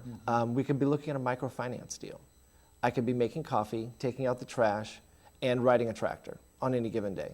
Have you found people who thought it was demeaning that they were given this job, work in the front office and make the coffee when they graduated with all A's from this great university? Yeah, people like that just don't last very long in our world. If your approach to life is that, you're so smart and you're such a fabulous entrepreneur that you can't understand why people aren't giving you opportunities, it's really hard to advance.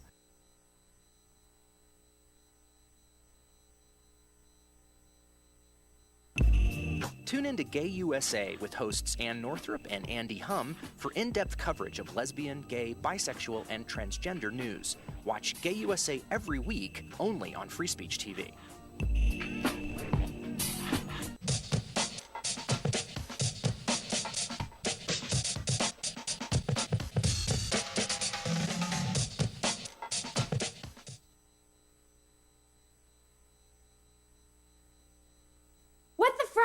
What the frack? What the frack? What the frack? President Obama, are you fracking kidding me? Reopen the EPA studies. In Texas, Wyoming, and Pennsylvania. Fracking pollutes our oceans. Fracking poisons our water. Fracking makes climate change worse. Fracking relies on toxic chemicals that cause cancer. Ban fracking now. Ban fracking now. Go on.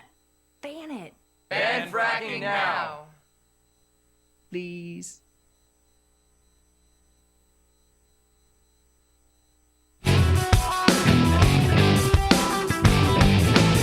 The most valuable morning radio show, according to The Nation magazine. This is The Bill Press Show. All right, Thursday, August 6th, 33 minutes after the hour, The Bill Press Show. Washington, D.C. is where you find us in our studio on Capitol Hill. John Nichols here from The Nation magazine. He's got the cover story again on Scott Walker this week, if you don't get it at home. And why don't you subscribe to The Nation, damn it? I've been telling you. I've subscribed since Abraham Lincoln used to write for it. You should be subscribing to it, too. But if you don't get it at home, buy it at your newsstand and read all about Scott Walker. Pretty scary stuff. We're joined now by Adam Smith. Well, I should say, John Nichols, ahead of his time. Also, a couple of years ago, we've talked about it, and you were in studio to tell us about it, John. Wrote a great book called Dollarocracy, looking at the just more and more money in American politics, and what an evil influence that's having on the American political system. And if I can just add that we relied on information and ideas from this gentleman and his crew. So public campaigns. No, without a doubt. Without a doubt. We're joined now by Adam Smith, Communications Director for Public Campaign. Good morning. Who really is. You guys are way out in front, tracking and warning people about what's happening on money in politics. I guess the bottom line is we're seeing more money, more sources in bigger amounts flooding into American politics today than ever before, right? Yeah, that's right. And I wouldn't say that it's more sources. It's an increasingly an elite group of people. New York Times reported, I think it was last week, that about 400 families made up around half of the money raised so far. I mean, that's a Boeing 747, right? Like, are giving half the money to politics. So it's an increasingly elite set of people. They're just giving larger amounts. And is it mainly like on the Republican side? Yeah, right now the outside money fight, which is where all the money is on the Republican side. When we say outside money, we mean outside the political structure. Yeah, so like super PACs, secret money groups, that sort of thing. There was one analysis the Washington Post did that said $4 out of $5 raised by presidential campaigns this cycle have gone to these outside groups. So they are just all the money, they're creating these sort of shadow campaigns to these outside groups instead of fundraising through the candidates. Right. And John, what's the strategy for these, or the danger of these outside groups? They're outside in more ways than one, right? They're not just outside the political parties. They're sort of outside the rules. They really are in a lot of cases. And of course you get more from our friend here. But the important thing to understand is the candidates, the cynical candidates, love these things, right? To give you a good example and help you understand, the term outside is a little absurd because some of these outside groups are run by somebody who used to be the chief of staff or used to be the campaign man. Right. Suddenly they move over to this independent group, right? A Karl Rove. Well, or if. Yeah, but Karl Rove at least is his own. I'm talking about. I used to manage this guy's campaign. That's right. Now I'm going to go run this independent group. Well, what ultimately happens is, and we saw a lot of this in the primary cycle so far, these candidates announce their candidacy, like Scott Walker announces his candidacy, and then, oh my gosh, he's got $32 million in independent and super PAC and all this stuff. And, I'm going to start raising money now. Well, actually, you were raising money a long time before. Yeah, Jeb Bush attended 60 fundraisers in the 6 month he was actively exploring his presidential campaign, all for the super PAC, and he got away with it. It's so they are independent in word, but not actually in deed, I guess, is because he was going to all those donors. And there's actually lots of overlap between the people writing $1 million checks to the campaign, to the super PAC, and those to the candidates. For all intents and purposes, these should be seen as arms of the campaign when it comes to influence and really? You're doing stories about this person received X from Wall Street or oil. Those numbers should be included. Are there any limits to what people can give to these super PACs? No, none at all. That's the key, because we had there are limits to what they can give to the campaign. No, it's a very small. It's actually a relatively small amount, not for you and me. Or something. 2,700, yeah. Yeah, and then 54 for the whole cycle. Yeah. But this is an important thing to understand. I had a state senator in Wisconsin after the recall elections for the state senate, which are some of the highest spending legislative elections in American history. This guy's a veteran, old-time guy. He's out of the legislature now. He said, you know what the reality is? The old campaign committee with your treasurer where you follow all the rules and you file everything, that's a joke. That's a footnote to our politics now. Everything we know about the rules of politics is a footnote to how campaign funding actually happens. These contributions to the super PACs, are they anonymous contributions? Can they be? Yes. I mean, there are ways in which they could be. A secret money group like a 501c4 could write a check to the super PAC, so you would see that group was giving, but you don't know who that group's donors are. So, and there are some instances where you create these sort of LLCs or these shadow companies. You just have to do a lot of Googling. You eventually figure out who it is. But one of my favorite stats from the fundraising numbers, and you'll appreciate this, John, is that Bernie Sanders raised $10 million in small donors in the second quarter? I thought it was bigger, but he raised $15 million total. I got about it. Okay. 10. Don't question this guy on the number. No. You should.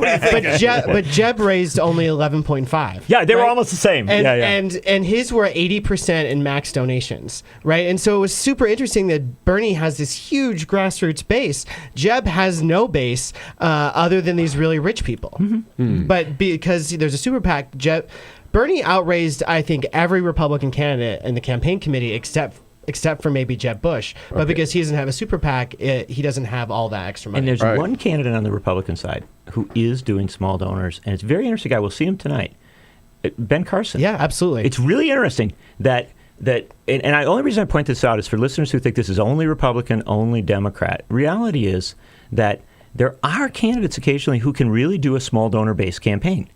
And we ought to celebrate that. We ought to say that's a big deal. Now, since I mentioned John's most recent book, A Dollarocracy, mine is the Obama Hate Machine. Yeah. Both came out about the same year. And mine's mainly about the Koch brothers and their influence. Are they still the big bad guys on the block? Oh, absolutely. They just, they had their big summit this weekend in California. 4 or 5 of the presidential candidates went out there and sort of... Scott Walker was there. Scott Walker was there. I believe Mr. Bush. Bush was there. I think Cruz, Rubio. They always love Rubio. Carly Fiorina was I don't know also if she there. was or wasn't. On that, I'll trust you. But it was, the weird thing about it is that's an invite you don't turn down. Yeah, Oh, that's wow. right. And it's an invite, because but it's not just for the Koch. It's them with their 100 About or so 450. friends, right? There, I think about How many? 400 to 450 of the top donors were there, and they just sort of parade themselves in front of all these donors. My favorite thing was what David Koch said about civil rights. Did you see that? Yeah, I saw it. Did you see that, Bill? So he basically said, he framed this as he takes his cues from Susan B. Anthony, Martin Luther King, Frederick Douglass. It's a fight about civil rights. His fight. His right to spend money. His fight for right to spend what they're doing unlimited to amounts of money. Yeah, what they're doing to change buy- politics is buy about civil rights. And it was just It's this slightly crazy thing. it's slightly different, of course. But the other part that I thought was great was there was a point, and again, not to belabor Walker too much, but there was a point where there's a little bit of tape, and Walker's talking about the Koch brothers there, and he said, if you can imagine, he goes, I would say nice things about them, even if they weren't in the room. And you know what? I believe that. Of course he would. But the other thing, They own him lock, stock, and barrel. The other thing I'd point out about that room, though, this is a really important thing. The people you don't know in that room, in my opinion, are more important than the people you do know. The Koch brothers are, we know they're in it and they give a lot of money. There's a ton of people in that room whose names you've never heard of, right, who are giving massive amounts of money. In fact, many of these candidates, literally, there are candidates for president who are running it off 2 or 3 donors, basically. Well, just a handful. Marco Rubio is one of them, isn't he, with his car dealer in Florida? Yeah, I think... That's the other thing. You got the super PAC, then you got the sugar daddies. Yeah, absolutely. Ted Cruz raised super PACs. He has this network of like 4 super PACs, each one per family. It's very strange. But like 38 million, and 6 or 7 donors made up about 36 or 37 million of that. We had a guy write a $10 million check, $5 million checks. Oh, yeah. It's really people crazy. that we've never heard of. Right. And that's what's important. That's right. A lot of them you wouldn't have heard of. And some of them don't want you to ever hear of them. That's right. The Koch brothers don't mind. There's other people who don't want, and to me, that's a more frightening thing. Sure. Because if I want this guy to be president of the United States, or if I just want to mess up your campaign for president, I put $10 million on him. I can keep him going through much of the process. Well, look at Sheldon Adelson and Newt Gingrich in 2012. Yeah. And Newt would not have been or Rick Santorum and Foster Friess. Yeah. Yep. And Newt, who just this week was talking about how he's concerned about the wealthy having so much control over politics, how it's dangerous. No. So yeah, but he says that, and then he goes off to say that we shouldn't have any contribution limits. So I think he needs to get himself straightened out. He also should pay the bills, all the people that he owes for his last campaign. Oh, that's right. Yeah. He's like $4 million in debt or But something. I just want to say that, of course, the great campaign finance reformer, the guy who's calling it out now, Donald Trump. Well, yeah, right. And where was Donald Trump at the Koch brothers retreat? He was not invited. He was in Scotland. Yeah, he was definitely not invited. There's been discussion about whether they need to start taking him out. But it's really interesting. I don't believe that you should have to either know a billionaire or be a billionaire to run for office. But it does give him this freedom to say these things, that he's not beholden to donors. Everybody else is. And what I think is actually interesting on the Republican side this year is other candidates are talking about money in politics. Jeb Bush offered a lobbying reform proposal. It was pretty weak, but he still felt it necessary to offer one. Ted Cruz has this sort of Washington cartel line about lobbyists. And Paul is running against the Washington machine. Yeah. So it's really interesting, I think. But I think it's important. Look, on Trump, the one thing I would say is this. I think a billionaire is just as bad whether you're running or funding. I agree with that. But what Trump did was fascinating. He referred to those who went to the Koch brothers thing as puppets. Yep. I mean, that's pretty blunt. Right. To throw that into the mix. I happen to think it's a legitimate critique, but I also think it'd be very interesting tonight at the debate Oh, yeah. Is it possible in a Republican debate the Koch brothers might come up as an issue and not in a positive way? Yeah, I think so. I think that I don't see the Fox News host asking questions about money in politics, but you could see Donald Trump making it an issue, and I think that'll be great. Oh, that would be great. Oh, my God. Money in politics. And let's talk about maybe what we might be able to do to fix it with John Nichols and Adam Smith when we come back. And, of course, your comments or suggestions, welcome. Maybe you've got the answer. 866-55-PRESS. This is the Bill Press Show.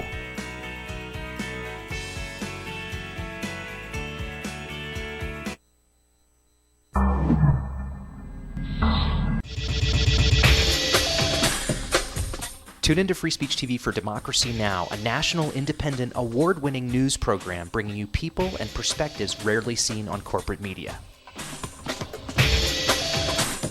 I'm the retired bishop with the Episcopal Church as the bishop for all chaplains in federal service. I read that there was a group of people that represented a sense of injustice that I had. We'd lost Zuccotti. I mean, there was a kind of a hope that maybe Trinity Church would be gracious and give refuge. We picked this day where we would gather and demonstrate that Trinity was closing its ears to what was happening. We marched around the block, and I realized that, my goodness, they're carrying a ladder. And I thought, well, this is the moment.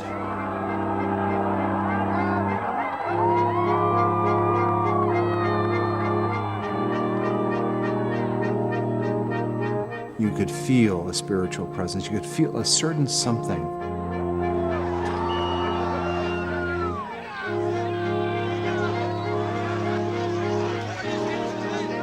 And then the cops came in. It got brutal. Yeah, I'm with you right here. Robin, I'm here. The church needed, in this moment in history, to stand alongside of these protesters. The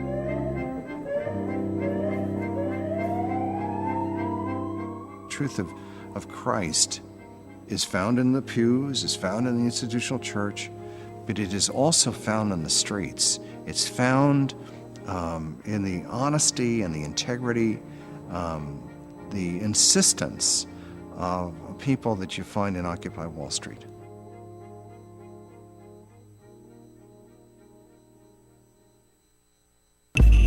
Tune in to Gay USA with hosts Ann Northrup and Andy Hum for in-depth coverage of lesbian, gay, bisexual, and transgender news. Watch Gay USA every week, only on Free Speech TV.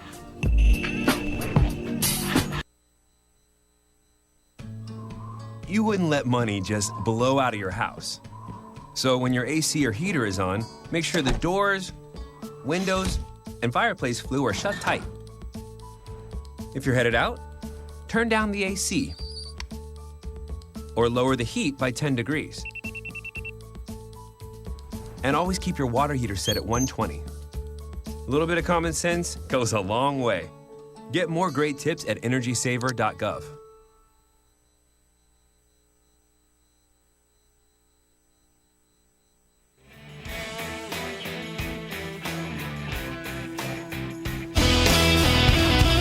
Follow us on Twitter @BP Show. This is the Bill Press Show. 12 minutes before the hour. Money in politics. Worse than we thought, perhaps. And what can we do about it? Adam Smith here, Communications Director for Public Campaign, publiccampaign.org. John Williams. John Nichols. My new soundtrack is coming out soon. John Nichols from The Nation magazine. And again, check out this week's cover on Scott Walker. Here in studio with us, thenation.com, of course. Other than a constitutional amendment to overturn Citizens United, What can we do? Sure, Adam? and I definitely am going to, if John's here, he can handle any questions about that. But, so, talking about the presidential race, a few weeks ago, we joined with 11 other organizations in coming together and released this agenda. It's called the Fighting Big Money, Empowering People Agenda. And we laid out, and we sent it to every single presidential campaign. We're following up with them, trying to schedule meetings. We sort of laid out what we think a 21st century democracy agenda looks like. It's 5 basic principles. Everyone participates. We should make it easier to vote. We should have small donor public financing. Everyone has a voice. We address the constitutional issues either through an amendment or changing the court. The disclosure. Everyone knows what's going on. Everyone plays by common sense rules. And everyone's held accountable. These seem like pretty common sense principles to us. And so we are going to every campaign, Republican and Democrat, and saying, what will you do? And a lot of these people, like I said earlier, a lot of these people are talking about the problem. Oh, there's all this problem, money. Oh, it's bad.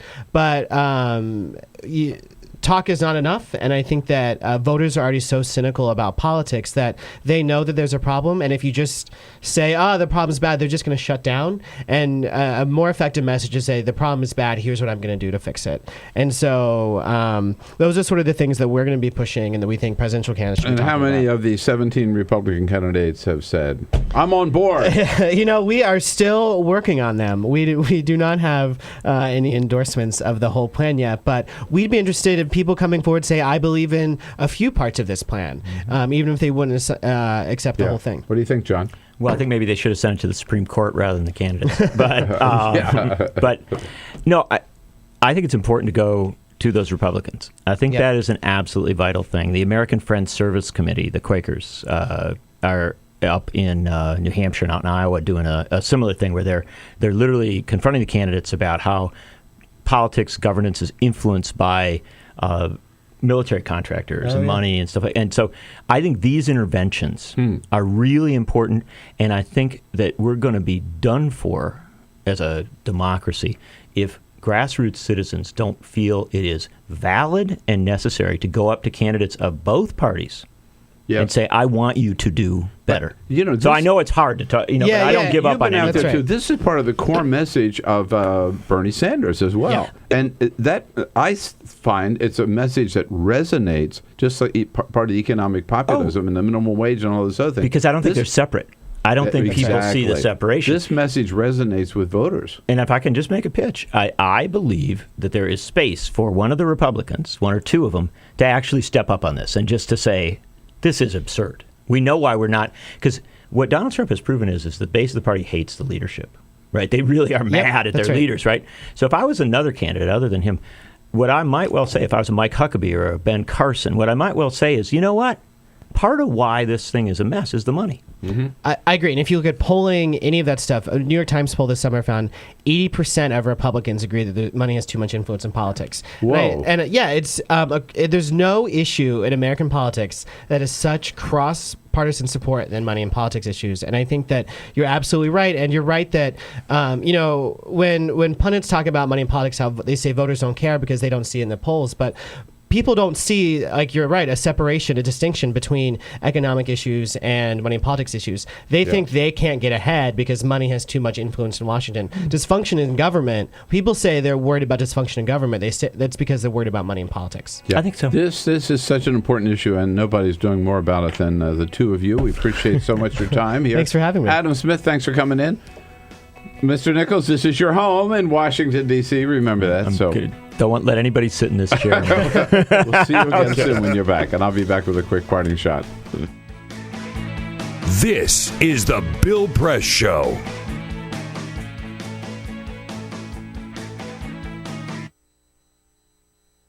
It is possible to read the history of this country as one long struggle to extend the liberties established in our Constitution to everyone in America. In other words, who, according to our laws and culture, gets to be considered a person? The law creates legal personhood, and movements create law and change culture. So, how have the courts passed laws to shape our culture? That history goes way back before Citizens United. 1819, Dartmouth College versus Woodward, Supreme Court case. Turned a corporate charter from a government-granted charter to a contract. This ruling gave corporations standing within the Constitution. 1886, Santa Clara County versus Southern Pacific Railroad.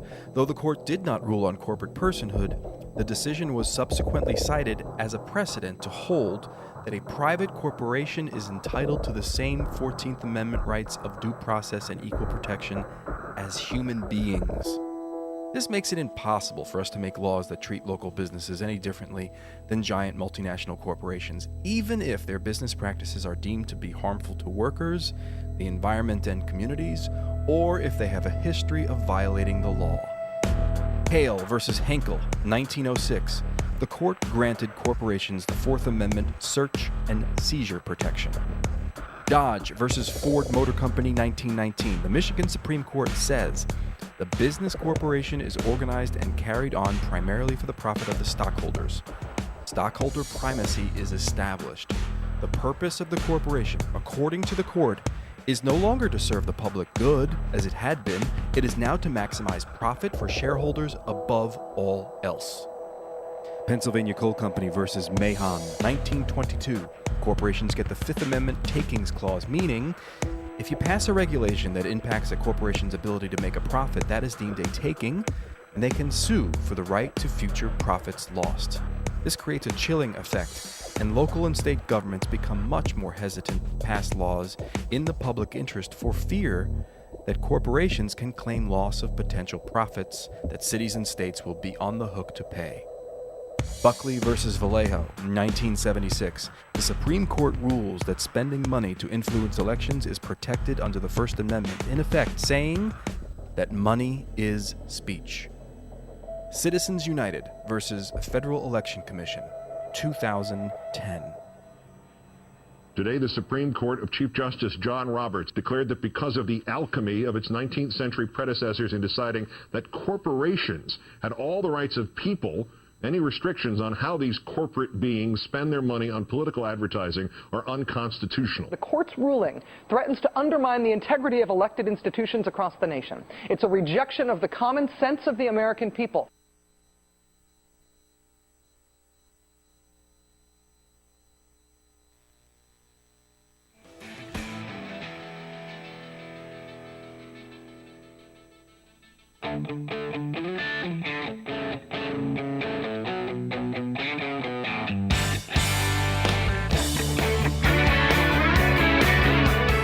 The Parting Shot with Bill Press. This is The Bill Press Show. All right, here we go. Yes, indeed, with today's Parting Shot. Well, there's a sucker born every minute. Well, even if P.T. Barnum, who usually gets credit for it, didn't say that. He proved it was true by staging the Barnum and Bailey Circus. Yes, there's a sucker born every minute. And tonight, Fox News will again prove it's true by staging the first Republican debate. Consider, the presidential election of November 2016 is still 15 months away. We're still over 5 months from the Iowa caucuses, and already Fox has decided that the only candidates to be taken seriously are those who score best in national polls. And what are those polls based on? Nothing but name recognition and media appearances. Today, it's no longer possible for a little-known candidate with good ideas to slowly work his way to the top like Jimmy Carter did back in 1975 and 1976. Under today's rules, Fox News decides who gets the most air on Fox News, and then Fox News decides who gets to be on stage for the first debate. In other words, Fox News is running the whole show. We might as well let Fox News tell us who's going to be the next president. That's my parting shot for today, folks. Hey, have a good Thursday. Come back and see us again tomorrow. This we'll be is looking the for you. Bill Press Show.